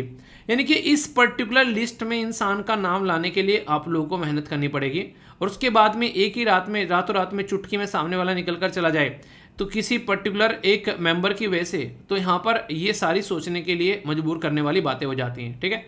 तो इसलिए इंडिया बार बार इरिटेट होता है कि यार इतनी मेहनत से तो यहाँ तक इसको खींच तान कर लेकर आए और भाई साहब जरा सी देर में फुर निकल गया। तो ये बहुत ही बेसिक सी एक इरिटेट करने वाली चीज़ है। यूएन के अंदर ये सारे काम क्यों किए जाते हैं, क्योंकि दुनिया में एक ऐसी बॉडी है यूनाइटेड नेशन जो कि अलग अलग रीजन से अलग अलग तरीके से दुनिया में अपना वर्चस्व दिखाती है। जैसे 6 ऑर्गन है, जनरल असेंबली हो गया, इसी के साथ में ट्रस्टीशिप काउंसिल हो गया, इकोनॉमिक एंड सोशल काउंसिल हो गया, इंटरनेशनल कोर्ट ऑफ जस्टिस हो गया और सेक्रेटरीट हो गया। तो यूएन जो है वो एक तरीके से बोल सकते हैं प्राइमरी रेस्पॉन्सिबिलिटी है कैसे मेंटेन करना है पीस, और एक तरीके से यहाँ पर बोल सकते हैं हार्मनी बोल सकते हैं या सिक्योरिटी बोल सकते हैं इंटरनेशनल लेवल पर लेकिन यहाँ पर कथनी और करने में फ़र्क क्या होता है, चलो हम लोगों ने मान लिया ऐसा कुछ कर रहे हैं, ठीक है, पर इन रियलिटी में ग्राउंड लेवल पर रिजल्ट नहीं आ रहा है तो फिर क्या ही कर रहे हैं, यानी कि एक्सरसाइज डेली कर रहे हैं पर वेट बढ़ता जा रहा है। तो क्या मतलब है इसका, कोई तो गड़बड़ हो रही है। 15 मेंबर आप लोगों को यहाँ पर देखने को मिलेंगे जो कि यहाँ पर 15 मेंबर नहीं, यहाँ पर हाँ टोटल 15 मेंबर हैं, तो 5 मेंबर आप लोगों को यहाँ पर देखने को मिलेंगे जो कि कौन से मेंबर हैं, वो है वीटो पावर वाले मेंबर, और 10 मेंबर जो हैं जिनके पास में वीटो पावर नहीं है, नॉन वीटो पावर बोल सकते हैं या फिर नॉन मेंबर आप लोग बोल सकते हैं। तो ये बात आप लोग यहाँ पर ध्यान रखिएगा, बेसिक सी चीज़ है यहाँ पर, इसके बारे में क्वेश्चन कई बार पूछ ले आते हैं।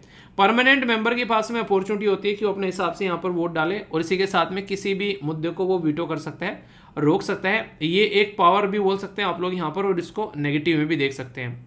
इशू क्या होते हैं, एक तो सबसे पहले यहाँ पर लैक ऑफ रिलेवेंस होता जा रहा है, यानी कि सब अपनी अपनी सोच रहे हैं, कोई भी यहाँ पर ये नहीं सोच रहे कि रियलिटी में प्रॉब्लम क्या है, ठीक है। लैक ऑफ जो यहाँ पर मल्टीलेटरलिज्म, मैंने बोला ना कि अपने पे फोकस है यहाँ पर, ठीक है, तो रिफॉर्म लाने की जरूरत है। इसी के साथ में यहाँ पर लेस रिप्रेजेंटेटिव देखने को मिलेंगे आप लोग, और वीटो अगर बात करें तो उसका मिसयूज भी कई बार होता हुआ नजर आता है। तो ये बहुत ही बेसिक सी चीज़ है यार जो कि आप लोग यहाँ पर समझ सकते हैं, तो कल को क्वेश्चन बने तो कन्फ्यूजन नहीं होना चाहिए। बार बार एक ही बात क्यों बोली जाती है यूएन के बारे में कि यूएन जो है वो काम कर नहीं रहा, ठीक है, इसलिए बोली जाती है कि यूएन के अंदर में अगर कुछ ही बातें करें तो ढंग से इस लेवल पर इंप्लीमेंट नहीं होती जिस लेवल के लिए उसको बनाया गया था, ठीक है। तो discuss the implementation of India facing the pursuit of the permanent seat in the UN security council. हमारा देश जो कि दुनिया में सबसे बड़ा पॉपुलेशन वाला देश बन चुके हैं, 140 करोड़ के करीब लोग आप लोगों को यहाँ पर देखने को मिलेंगे, उसके पास में परमानेंट सीट नहीं है। तो ये शर्म की बात है बेसिकली यूएन के लिए। अफ्रीका कॉन्टिनेंट में से कोई भी इंसान आप लोगों को देखने को नहीं मिलता है। इसी तरीके साउथ अमेरिका कॉन्टिनेंट में से कोई देखने को नहीं मिलता है। तो यहाँ पर आप लोग समझ सकते हैं कि कैसा यूएन है ये, जब यहाँ से लोग रिप्रेजेंटेटिव नहीं निकल कर आ रहे हैं। आप लोग तो अपना घर का यूएन बनाए बैठे हो, इसका मतलब तो ये हो गया सीधा सीधा, ठीक है। बाकी हमको 8 बार यहाँ पर अगर देखोगे तो इंक्लूडिंग जो इस साल का, हमको बेसिकली यहाँ पर यूएन सिक्योरिटी काउंसिल में सीट मिले हैं। 1950 से 51, 67 से 68, 1972 से 73, 77 से 78, इसी के साथ में 1984 से लेकर 85, 1991 से लेकर 1992 और 2011-12 की बात मैंने आप लोगों से यहाँ पर बताई। इसी के साथ में अभी लेटेस्ट आप लोग यहाँ पर चीज़ देख रहे हैं, तो काफ़ी अच्छे से हम लोग यहाँ पर कनेक्ट कर पाते हैं इसके साथ में, ठीक है।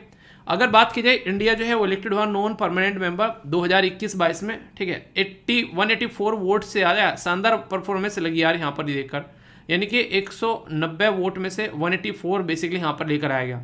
तो ये आप लोग यहाँ पर समझ सकते हैं, ठीक है। तो यानी कि टॉपर थे हम लोग, टॉपर ऑफ द बैच, ठीक है। इसके साथ में along with India, Ireland, Mexico, Norway, तो यहाँ पर सिक्योरिटी काउंसिल इलेक्शन यहाँ पर इनके द्वारा जीते गए एज ए सीट जो यहाँ पर इनके पास में आई। ये कुछ मेंबर हैं जिनका नाम आप लोग याद रख सकते हैं, कंफ्यूज आना नहीं है, ठीक है। क्वेश्चन देख लेते हैं कि which of the following are the organ of the United Nation. तो ट्रस्टशिप के बारे में बात की जा रही है, इसी के साथ में इकोनॉमिक एंड सोशल काउंसिल, इसी के साथ में international court of justice. Next यहाँ पर बात की जा रही है इंटरपोल के बारे में।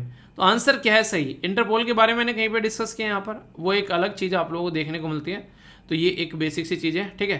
तो इसको कंफ्यूजन में मत लेकर जाना। तो 1 2 3 2 3 4 1 3 4 या फिर ऑल ऑफ द अबव, सही आंसर ये देखने को मिलेगा, क्योंकि इंटरपोल के बारे में मैंने बोल दिया स्टार्टिंग में कि वो एक तरीके से इसका पार्ट नहीं है, ठीक है। ये क्वेश्चन पहले पूछा जा चुका है कि नॉन परमानेंट सीट जो है किसके लिए कितनी डिस्ट्रीब्यूट की गई है। तो पेयर मैच करना है, ओनली 1, ओनली 2, ऑल 3, या फिर यहाँ पर एक तरीके से नन ऑफ द अबव बोल सकते हैं, या ओनली 3 बोल सकते हैं।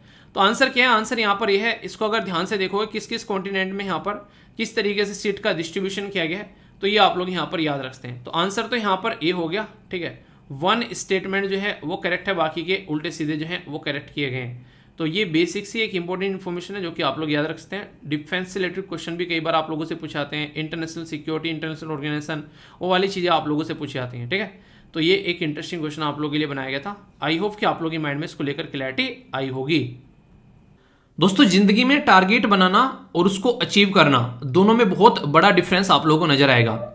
इंसान टारगेट बना लेता है और बहुत सारे तो लोग ऐसे हैं कि टारगेट भी नहीं बना पाते हैं, तो उनके तो बारे में मैं बात ही नहीं कर रहा हूं कि जिंदगी में क्या करना है। जिनको ये भी टारगेट नहीं बना पा रहे हैं तो फिर आगे की बात बोलना तो बेसिकली दूरी रह गई। मैं नेक्स्ट लेवल की बात कर रहा हूं कि जिंदगी में अगर टारगेट आप लोग बना पाते हैं और उसको अचीव करने में जो डिफरेंस होता है वो होता है आप लोगों के अंदर की जो मन की पावर है, यानी कि आप लोगों की मन की चाह है कि मॉर्निंग में आप लोगों को उठना है, टाइम पर आप लोग उठ नहीं पा रहे हैं। एक्सरसाइज करने के लिए आप लोगों को बेसिकली अपनी जो एक पैटर्न में आना है वो आप लोग आ नहीं पा रहे हैं। तो इसका मतलब आप लोगों के मन में ना एक तरीके से वो चाह नहीं है उस चीज को लेकर, तो आप लोग अपना टारगेट अचीव नहीं कर पाएंगे। ये कंडीशन देखने को मिलती है कई बार। ये सेम पैटर्न मैं क्यों बता रहा हूं यहां पर, क्योंकि हमारे देश के द्वारा भी कई सारे ऐसे टारगेट रखे गए हैं टाइम टू टाइम कि कुछ बीमारियों को खत्म करना है। जैसे कि यहां पर मिजल्स हो गया, रूबेला हो गया, इसके लिए टारगेट रखा गया था 2020 के अंदर में कि डेडलाइन है यहां पर, इससे पहले पहले इसको निपटा देंगे। और अभी ये सेम डिस्कशन कर रहा हूं मैं आप लोगों को 2023 के अंदर में। तो इंपॉर्टेंट टॉपिक रहेगा जीएस पेपर 2 के साथ में, हेल्थ के साथ में आप लोग इसको कनेक्ट करके देख सकते हैं ताकि आप लोग इसको अच्छे से अंडरस्टैंड कर पाए। मीजल्स और जो रूबेला है ये काफी एक खतरनाक तरीके की बीमारी आप लोगों को देखने को मिलती है, खासकर स्किन से रिलेटेड और भी कई जगह इंपैक्ट डालती हैं। जैसे कि अगर इसके बारे में बात करूं तो आप लोगों को नमूनिया और डायरिया नॉर्मली देखने को मिलता है जब हम लोग बात करते हैं इसके बारे में, मीजल्स के बारे में। और रूबेला के बारे में बात करें तो हार्ट में डिसऑर्डर आप लोगों को देखने को मिल सकता है। दोनों की वजह से यहां पर ब्रेन डैमेज हो सकता है, सुनना बंद हो सकता है, और इसी के साथ में यहां पर आंखों की रोशनी भी जा सकती है। इससे आप लोग अंदाजा लगा सकते हैं कितनी खतरनाक बीमारी है यहां पर, अगर आप लोग इसके बारे में डिस्कस करेंगे तो। ये एक तरीके की वायरल डिजीज है यहां पर, जिसकी वजह से जो यंग चिल्ड्रन है ग्लोबली वो काफी ज्यादा इंपैक्टेड होते हैं। तो इसके ऊपर काम करना काफी ज्यादा जरूरी है। और ये कहीं ना कहीं आप लोग बोल सकते हैं कि एक तरीके से आप लोग बोल सकते हैं कि जब तक हम लोग इन चीजों की दवाइयां नहीं निकाल पाते हैं और सोसाइटी तक नहीं पहुंचा पाते हैं तो वो दिक्कतें देखने को मिलती हैं। जो अमीर तबका है सोसाइटी का वो फिर भी क्या करता है, अच्छी अच्छी जगह इलाज कर ऐसी बीमारियों को ठीक कर लेता है। पर एक ऐसा तबका सोसाइटी का जो कि ठीक से एक तरीके से चीजों को नहीं कर पा रहा है, खासकर इकोनॉमिकली वीकर बैकग्राउंड के बारे में मैं बात कर रहा हूं, तो वहां पर बच्चे जो है वो ज्यादातर इन बीमारियों का शिकार हो जाते हैं, क्योंकि स्टार्टिंग में इम्यूनिटी भी बहुत ज्यादा कमजोर आप लोगों को देखने को मिलती है, तो कई सारी कॉम्प्लिकेशन निकल कर आती है। तो ये आप लोगों को सिचुएशन यहां पर देखने को मिलती है। मीजल्स और रुबेला में बात करें तो जर्मन मीजल्स भी बोला जाता है बेसिकली जो रुबेला को, ठीक है। तो ये कंडीशन देख सकते हैं, तो ऐसा नहीं कि बहुत ज्यादा डिफरेंस है, पर हाँ फिर भी आप लोगों को कुछ कुछ डिफरेंस यहां पर इनमें देखने को मिलेगा। अगर इनके बारे में आप लोगों को बात करें, मीजल्स और रुबेला ये वायरल इन्फेक्शन है जो कि रेस्पिरेटरी सिस्टम पर इंपैक्ट डालते हैं, ठीक है। मीजल्स जो है वो एक ऐसी बीमारी है जो कि कहीं ना कहीं एक दूसरे कॉन्टेक्ट में आकर भी एक तरीके से इन्फेक्शन हो सकता है। पर जो रुबेला है वो आप लोगों को देखने को मिलेगी मोस्टली अफेक्टेड करती है बच्चों को, और इसी के बॉडी में मतलब रेसिस आ गए, वो सारी चीज देखने को मिलेगी। और मोर सीरियस हो सकती है वो खासकर महिलाओं के लिए, उन महिलाओं के लिए जो महिलाएं आप लोगों को प्रेग्नेंट यहां पर देखने को मिलती है। तो ये सिचुएशन आप लोग यहां पर समझ सकते हैं। तो मीजल्स और रुबेला के लिए हमारे देश में ऐसा नहीं कि प्रोग्राम नहीं चलाए गए हैं, कई सारे प्रोग्राम चलाए गए हैं, पर वही बात है कि चीजें अवेलेबल होना और लोगों को उसके बारे में पता होना, दोनों में फर्क है। मीजल्स और रुबेला के वैक्सीनेशन प्रोग्राम हमारे देश में चलाए गए यहाँ पर, जिसके चलते 41 करोड़ जो चिल्ड्रन है अक्रॉस द कंट्री उनको कवर करने की बात की गई।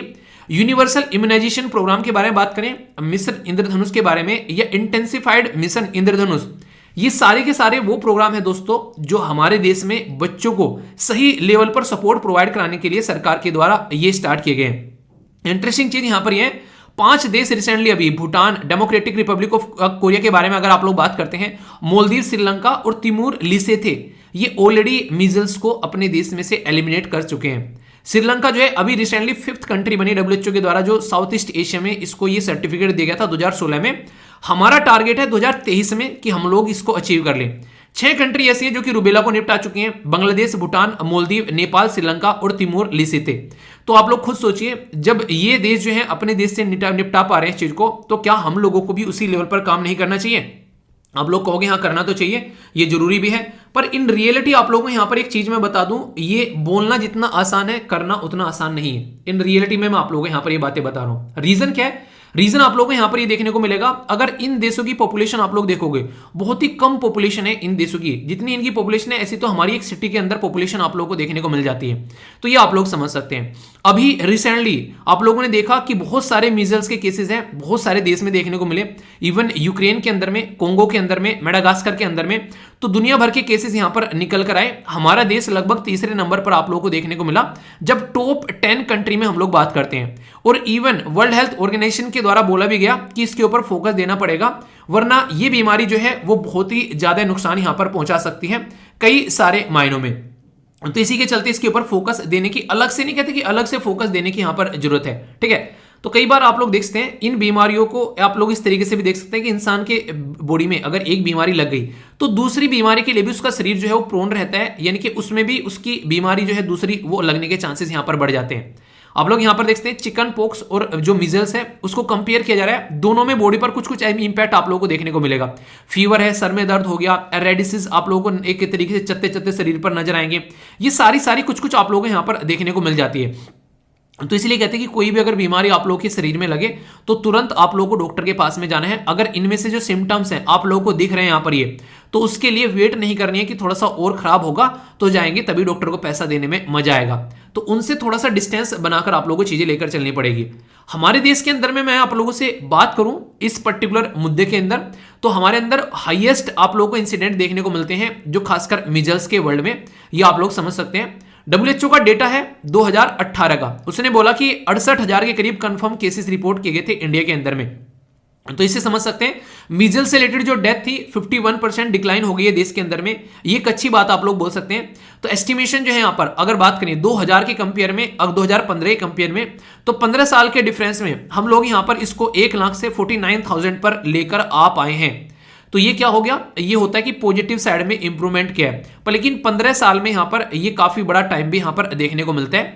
तो जरूरी है थोड़ा सा और अच्छे लेवल पर लेकर चले, क्योंकि आज की डेट में टेक्नोलॉजी रिसर्च एंड डेवलपमेंट में हम लोग काफी अच्छे से काम कर पा रहे हैं, तो क्यों ना इस चीज को थोड़ा सा और बेटर तरीके से हम लोग आगे लेकर चलें। तो ये बातें बोली जा रही हैं। गवर्नमेंट के इनिशिएटिव जैसे कि मीजल्स रूबेला वैक्सीनेशन प्रोग्राम 2017 में चलाया गया, यूनिवर्सल इम्यूनाइजेशन प्रोग्राम, मिशन इंद्रधनुष और इंटेंसिफाइड जो मिशन है, ये सारे इसी बीमारी के साथ में लड़ने के लिए हमारे देश में आप लोगों को टाइम टू टाइम यहां पर देखने को मिल रहे हैं। ये ऐसा नहीं कि हमारे देश में ही इतने सारे एफर्ट डाले जा रहे हैं, इंटरनेशनल लेवल पर भी कई सारे एफर्ट आप लोगों को यहां पर देखने को मिलेंगे इन बीमारियों को टैकल करने के लिए। जैसे कि वर्ल्ड इम्यूनाइजेशन वीक यहां पर आप लोगों के सामने निकल कर आ रहा है, जो कि 2012 में वर्ल्ड हेल्थ असेंबली के द्वारा यहां पर ये लेकर आया गया। और इसमें जो वर्ल्ड में इम्यूनाइजेशन जो वीक सेलिब्रेट किया गया, ये ऑब्जर्व किया गया 2012 में, और फिर आगे चलकर आज की डेट में लगभग 180 कंट्री यहां पर इसमें पार्टिसिपेट कर रही हैं। तो इसका मतलब यह कि अवेयरनेस जो है वो अब जगह जगह आप लोगों को यहां पर देखने को मिलती है। इसी के साथ में जो वर्ल्ड हेल्थ ऑर्गेनाइजेशन के द्वारा कैंपेन चलाए जाते हैं यहां पर अप्रैल के महीने में टाइम टू टाइम, ताकि लोगों को और अवेयर किया जा सके, ताकि वैक्सीन जो है वो कम से कम लोग लगा सकें। कोविड-19 के टाइम पर आप लोगों ने देखा होगा कितने सारे एक तरीके से जबरदस्त तरीके से लोगों तक जो है चीजें पहुंचाने की कोशिश की गई है हर एक इंसान के द्वारा, तब जाकर चीजें यहां पर सेटल हो पाई है। नेशनल इम्यूनाइजेशन डे जो है वो 16 मार्च आप लोग यहां पर देख सकते हैं, ये भी सेलिब्रेट किया जाता है हमारे देश के अंदर भी, ठीक है। वर्ल्ड हेल्थ ऑर्गेनाइजेशन की माने तो 20 मिलियन के करीब अनवैक्सीनेटेड और अंडर वैक्सीनेटेड चिल्ड्रन हैं वर्ल्ड वाइड आज की डेट में भी, जो काफी ज्यादा प्रॉब्लम यहां पर झेल रहे हैं। यानी कि मोटे मोटे तौर पर बोलूं तो यहां पर 20 मिलियन का मतलब हो गया 200 लाख, इसका मतलब क्या हो गया 2 करोड़। तो ऐसे आप लोग अंदाजा लगा सकते हैं। तो यानी कि 2 करोड़ के करीब बच्चे आज की डेट में जिनको प्रॉपर वैक्सीनेशन ही नहीं मिल रही है, तो वो इन बीमारियों के चपेट में आएंगे कि नहीं आएंगे। तो यूनाइटेड नेशन के द्वारा बोला गया कि इम्यूनाइजेशन एजेंडा 2030 तक का, कि इसको यहां पर एक तरीके से सही डायरेक्शन में लेकर चला जाए और इसको अचीव किया जाए। तो इसके चलते यहां पर आप लोगों को ये कई सारे प्रोग्राम सिस्टमेटिक वे में यहां पर देखने को मिलते हैं सरकार के भी, ठीक है। तो ये आप लोगों के माइंड में अगर क्लैरिटी रहेगी तो आप लोग चीजों को अच्छे लेवल पर चल पाएंगे लेकर। देखिए सारी चीजें ना टाइम टू टाइम आप लोग की जिंदगी में होती रहती हैं, पर लेकिन अगर आप लोग एक बैलेंस नहीं बना पाओगे तो फिर दिक्कत में आते हुए आप लोग नजर आओगे। तो इसलिए गवर्नमेंट भी अगर यहां पर अचीव नहीं कर रही है तो क्यों नहीं अचीव कर पा रही है? क्योंकि टाइम टू टाइम उसने चीजों को ढंग से समझा नहीं है। अगर ढंग से लेकर चलते तो उसको अचीव करते, इसका मतलब कहीं ना कहीं इग्नोर किया गया है। मिशन इंद्रधनुष के बारे में भी आप लोगों को बता देता हूं, ये भी रिसेंटली अभी न्यूज में रहता है। लॉन्च तो 2014 में किया गया था और उस टाइम पर ये नहीं बोला गया था कि 100% हम लोग अचीव करेंगे, बोला गया था कि 90% बच्चों को हम लोग कवर करेंगे। तो इसके चलते फोकस रहा कि लो इम्यूनाइजेशन एरिया को सबसे पहले कवर किया जाए, ताकि उन एरिया में जहां पर वैक्सीनेशन नहीं मिलता है प्रॉपर वैक्सीनेशन दिलाया जा सके। इसी के चलते यहां पर इसके अंदर आइडेंटिफाई किया गया फ्लैगशिप स्कीम कि यहां पर ग्राम स्वराज अभियान और एक्सटेंडेड ग्राम स्वराज अभियान के तहत भी कई सारे ग्राउंड लेवल पर भी फोकस यहां पर दिए गए। 2 फेज में मिशन इंद्रधनुष जो है वो आप लोगों को देखने को मिला 6.7 जो इंक्रीज देखने को मिला फुल इम्यूनाइजेशन कवरेज देश के अंदर में। देखिए अगर कुछ नहीं होने से ना होना, एक तरीके से कुछ होने से ना होना एक तरीके से ज्यादा एक बेटर रहता है कि थोड़ा सा तो है कम से कम, ठीक है। 4 फेज में आगे आगे ये मिशन चलाया गया और फिर 68 लाख के करीब प्रेग्नेंट वुमेन आज की डेट में वैक्सीनेटेड होती हैं इस पर्टिकुलर सिस्टम के थ्रू। ये आप लोगों को सिस्टम यहां पर देखने को मिल रहा है। 2.53 करोड़ जो है उनको भी हम लोग यहां पर इसमें इंक्लूड करके चल रहे हैं बच्चों को। तो यानी कि जो पहले बिल्कुल भी नहीं था, अब यहां पर हम लोग उनको अच्छे लेवल पर ये सारी चीजें प्रोवाइड करा पा रहे हैं। तो इससे आप लोग समझिए जो भी सोसाइटी के लिए समाज के लिए इंपॉर्टेंट मुद्दा होता है, यूपीएससी उससे हमेशा क्वेश्चन पूछती है, आप लोगों से नजर आती है। जैसे कि ये क्वेश्चन दिखा रहा हूं मैं आप लोगों को, तुरंत आप लोग आंसर दोगे। 2016 में यूपीएससी ने यहां से क्वेश्चन पूछा कि मिशन इंद्रधनुष जो लॉन्च किया गया गवर्नमेंट ऑफ इंडिया के द्वारा, ठीक है, तो यहां पर इसके बारे में डायरेक्ट क्वेश्चन है आप लोगों के सामने कि किस पर्टिकुलर पर्पज के लिए था। इम्यूनाइजेशन चिल्ड्रन या pregnant women, construction of the smart city, मतलब समझ रहे हो लोग यहाँ पर अर्थ लाइक जो प्लानेट जो था वो आउटर स्पेस में रिसर्च के लिए या न्यू एजुकेशन पॉलिसी के लिए। मतलब कोई तुकी नहीं है कि इनके साथ में कोई कंपेयर भी कर सके। अगर थोड़ा सा भी आप लोगों ने पढ़ा होगा, एक तो बोल देते कि बच्चों के लिए, वुमेन के लिए, बोथ के लिए या फिर किसी और बीमारी के लिए, तो थोड़ा सा कंफ्यूज हो सकता था। यूपीएससी ने सोचा ही नहीं आप लोग कंफ्यूज किया जाए, वो चाहती है कि आप लोग इसके बारे में जानो और आंसर दो और खुश होकर कुत्ते कुत्ते आप लोग घर जाओ। तो ये चीजें आप लोग यहां पर समझ सकते हैं, ठीक है। तो ऐसे आप लोग समझिए, कोई कंफ्यूजन आप लोगों को नहीं होगा। एक और क्वेश्चन आप लोगों के लिए जो कि काफी इंपॉर्टेंट आप लोगों के लिए यहां पर है, मिशन इंद्रधनुष के बारे में 2014 में इसको लॉन्च किया गया। एम था कि फुल इम्यूनाइजेशन कवरेज यहां पर बच्चों का 100% यहां पर कवर किया जा सके। तो करेक्ट स्टेटमेंट आप लोगों को बतानी है, ओनली 1, ओनली 2, बोथ या फिर नन। तो आप लोगों को मैंने बताया कहीं पर भी ऐसा लिखे कि सब कुछ कवर किया जा रहा है, ये सारी चीजें तो पॉसिबल नहीं होती। जहां पर देखे ना कि एक यूटोपियन शब्द यूज किया जा रहा है कि सब कुछ सबको कवर कर लेंगे, हर एक इंसान को, एक एक बच्चे को हम लोग दवाई दे देंगे, कोई ना कोई तो बचेगा यार। तो 100% नहीं है, 90% थे यहां पर। तो आंसर क्या हो गया? आंसर यहां पर ए हो गया। तो ऐसे आप लोग समझ सकते हैं। डायरेक्ट क्वेश्चन पूछे जाते हैं। नेशनल इम्यूनाइजेशन जो डे है वो सेलिब्रेट किया जाता है कौन से डे? 16 अप्रैल, वो 16 मार्च, 16 अप्रैल, 25 जो 25 ये यहाँ पर जुलाई हो गया, ये 25 सितंबर। तो सही आंसर क्या है, जो कि मैंने आप लोगों से यहाँ पर डिस्कस भी किया था, तो कंफ्यूजन नहीं होना चाहिए। ये आप लोगों को देखने को मिलेगा क्या? 16 मार्च। ठीक है, तो आंसर यहाँ पर ए हो गया। तो डायरेक्ट ऐसे क्वेश्चन भी आप लोगों को देखने को मिलते हैं। अभी रिसेंटली यहां पर बात करें एशिया पैसिफिक रीजन के अंदर में, भूटान या फिर यहां पर डेमोक्रेटिक जो कोरिया है, यहां पर मालदीव या फिर यहां पर श्रीलंका, तो कौन सा है जो कि यहां पर रिसेंटली अभी जिसने एलिमिनेट किया मीजल्स को? आप लोगों को देखिए कई बार क्या होता है, जैसे इस तरीके की स्टेटमेंट जब आप लोगों से पूछे जाते हैं ना, उसका ये पर्पज नहीं आता कि आप लोग बिल्कुल नाम याद रखो, तो कहीं ना कहीं आप लोग कुछ नाम ऐसे दे देंगे कि आप लोग कहोगे यार ये तो नहीं हो सकता कम से कम। ठीक है, तो इसीलिए कहते हैं कि जब आप लोग प्रैक्टिस करने बैठते हो किसी क्वेश्चन की, तो इसका मतलब ये होता है कि आप लोग यहां पर क्या करो, बेसिकली उस क्वेश्चन के बारे में थोड़ा सा बैकग्राउंड इंफॉर्मेशन आप लोग जानकर रखो।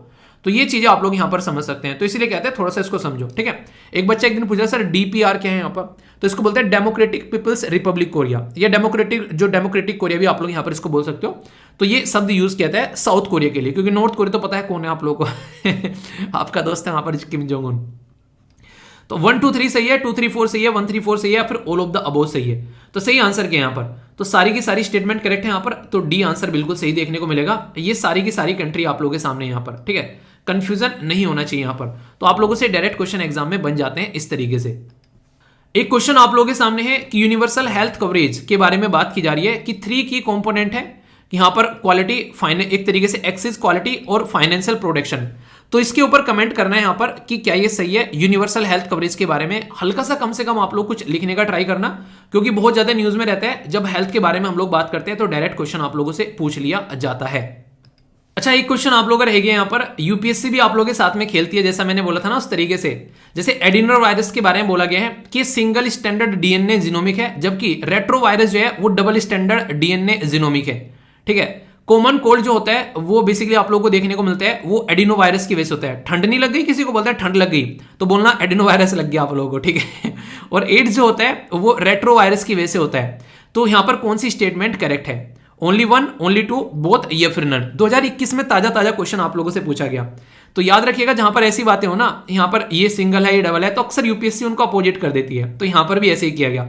तो यहां पर एडिनो वायरस जो है उसमें डबल आप लोगों को देखने को मिलेगा और रेट्रो वायरस में आप लोगों को सिंगल देखने को मिलेगा।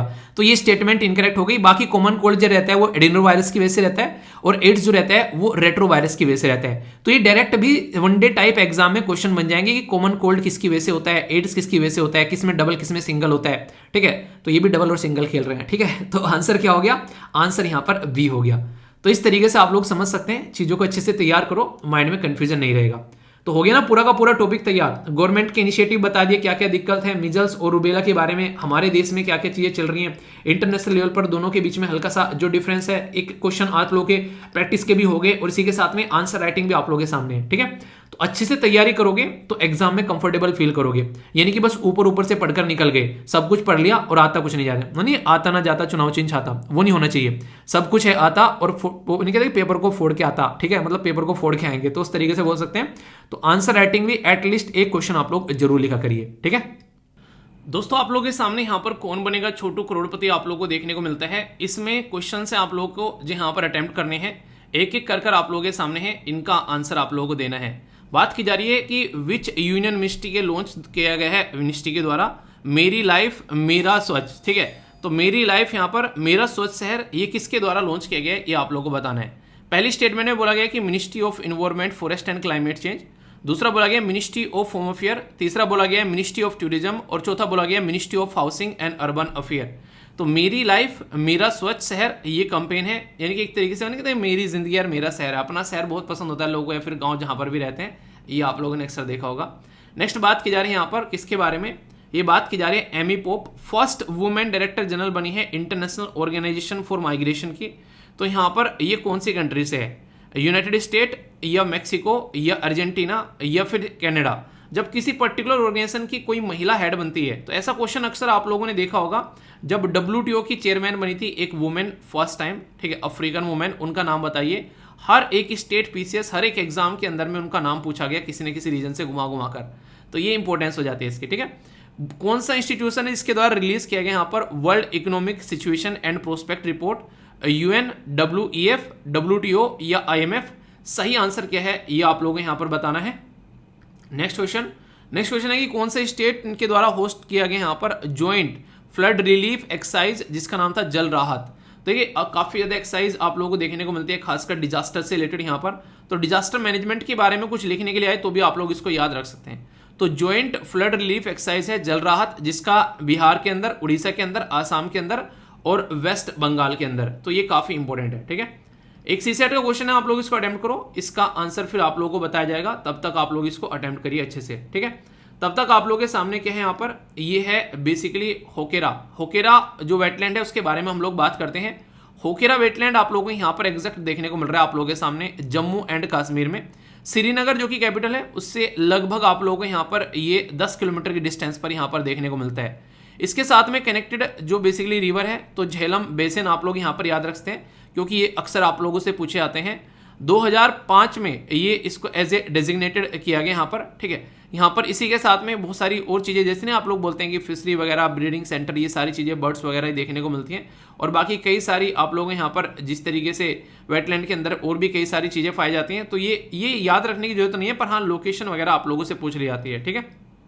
तो ये कुछ बेसिक चीज़ें हैं जो कि आप लोग यहाँ पर याद रखेगा। रामसर साइट 2005 में ये एक्स स्टेटमेंट आप लोगों से क्वेश्चन के फॉर्म में पूछ लिए जाते हैं, ठीक है। तो ये बेसिक इन्फॉर्मेशन है, इसको लेकर कोई डाउट नहीं होना चाहिए, ओके। आइए क्वेश्चन के आंसर देखते हैं। मेरी लाइफ मेरा स्वच्छ शहर, ये किसका है यहाँ पर? तो देखिए जब स्वच्छ शहर और इनके बारे में बात की जा रही है तो कौन सी होगी, तो यहाँ पर कोई ना कोई ऐसी मिनिस्ट्री होगी जो इन चीज़ों से रिलेटेड है यहाँ पर। तो ministry of housing and urban affair आप लोगों को यहाँ पर देखने को मिलेगी। इसके द्वारा यहाँ पर ये चीज़ें स्टार्ट की गई है, ठीक है। इससे क्या होगा, एम है कि प्रमोट किया जाए रिड्यूस कैसे करना है और रिसाइकिल कैसे करना है जो वेस्ट है उसको, यानी कि वेस्ट के बारे में फोकस की जा रही है। और आर की बात की जा रही है, मतलब रिड्यूस, रीयूज और रिसाइकिल। तो ये काफ़ी इंपॉर्टेंट आप लोगों को कॉन्सेप्ट यहाँ पर देखने को मिलेगा, इसके बारे में आप लोग याद रख सकते हैं, ठीक है। ये एमी पॉप के बारे में बात की जा रही है, तो ये रिलेटेड टू किस कंट्री है, तो यूनाइटेड स्टेट ऑफ अमेरिका, ये आप लोग यहाँ पर याद रखते हैं। तो यहाँ से डायरेक्ट क्वेश्चन आप लोगों के लिए यहाँ पर बन सकते हैं, ठीक है। तो ये बेसिक है यहाँ पर जो कि आप लोगों को समझ में आना चाहिए। नेक्स्ट यहाँ पर क्या बात की जा रही है कि विच institution release the world economic situation and prospect report, तो ये कौन सा है, तो ये है यूएन, ठीक है। तो यहाँ पर याद रखिएगा, तो world economic situation and prospect जो रिपोर्ट है वो यूएन के द्वारा रिलीज की जाती है। और इस रिपोर्ट के हिसाब से बात करें तो इकोनॉमिक ग्रोथ जो है वो एक्सपेक्टेड है 2.3% 2023 में, ठीक है। तो ये इसके द्वारा बताया गया। और 2024 में थोड़ा सा आगे चीजें बढ़ेंगी, क्योंकि कोविड-19 से ढंग से उभरे नहीं है, इसलिए काफी लंबे समय से यहाँ पर दिक्कत आप लोगों को देखने को मिली, ठीक है। इससे पहले 3.1 थी, आप लोग सोचो अब घटकर आ गई है। ये दुनिया की बात कर रहा हूँ, सारी दुनिया की जब आप लोग यहाँ पर इकट्ठा करके निकालेंगे तो ये सिचुएशन है यहाँ पर, ठीक है। कौन सी स्टेट के द्वारा होस्ट किया गया ज्वाइंट फ्लड रिलीफ एक्सरसाइज जल राहत, तो ये याद रखिएगा, ये आसाम के द्वारा। और वहां पर आप लोगों को अभी फ्लड भी देखने को मिली। तो इसमें सशस्त्र सीमा बल, Indian army, national disaster response force, state disaster response force, district disaster response authority, सबके द्वारा यहाँ पर पार्टिसिपेट किया गया। तो इसलिए यहाँ पर ये काफी ज्यादा न्यूज में था, ठीक है। तो बेसिक इन्फॉर्मेशन है। बाकी सी सेट का क्वेश्चन आप लोग के सामने, आंसर इसका सी देखने को मिलेगा और ये इसका एक्सप्लेनेशन भी है जो कि आप लोग यहाँ पर देख सकते हैं, ठीक है। तो ये बिल्कुल भी एक तरीके से आप लोगों को डाउट नहीं करना है इसके लिए। और इसी के साथ में हाँ, मैंने वैसे आप लोगों को बताया भी था, इसको भी याद रखना। जैसे मैथ की क्लास होगी आज आप लोगों की लगभग 2 से 3 घंटे की, तो उसमें प्रैक्टिस भी कराई जाएगी आप लोगों की। कई सारे बच्चे बोले थे एक टॉपिक जो कि प्रोबेबिलिटी है, तो उसको एक्स्ट्रा लगाया जा रहा है जिसको देखना है। हालांकि उसमें से अब तक कोई क्वेश्चन देखा नहीं ईपीएफओ के अंदर में, पर फिर भी आप लोगों की लगा दी गई है। मैंने बोला टीचर से, मैंने कहा सर उसको लगा दीजिए, क्योंकि 1-2 बच्चा बोल रहा है, तो उसको आप लोग देख लीजिएगा। जिसको भी देखने आप लोग उसको एंजॉय कर लेना। तो मैंने बोला था आप लोगों को इसलिए, तो यहाँ पर अच्छे से आज रहना। आज कल में आप लोगों की सारी जो है ये बेसिकली कवर हो जाएंगे। प्रैक्टिस भी सारी करा दी, सारे टीचर लगभग आप लोगों ने देखा होगा। तो अब इसको लेकर आप लोग बिल्कुल सुनिश्चित रहिए, अपना अच्छे से पेपर देकर आना, ठीक है। देखो यार इतनी क्लासेस लगाई है ना जिसकी कुछ हद नहीं है, इतने सिस्टमेटिक वे में, मतलब एक तरीके से कम टाइम होते ही बहुत अच्छे से चीज़ें कवर की गई हैं, तो उनको अच्छे से आप लोग देख सकते हैं। और इसी के साथ में बोला था मैंने, जैसे कि 2 महीने के लिए एक्सटेंड कर दिया गया उसको। कई सारे बच्चे दूसरे एसएससी का पेपर दे रहे हैं, मैंने बताया था वो भी, तो उसको भी आप लोग एंजॉय कर लेना। मतलब एक तरीके से कहीं ना कहीं आप लोग बोल सकते हैं कि चीज़ें सोच समझकर आप लोगों के लिए की जा रही हैं, उनको जितना फ़ायदा आप लोग उठा सकते हैं उतना अच्छा है आप लोगों के लिए, ठीक है। तो एक बेस्ट तरीके से चीज़ों को एक तरीके से ना डिलीवर करने की कोशिश की गई, जितना बेस्ट तरीके से वे आउट हो सकता था।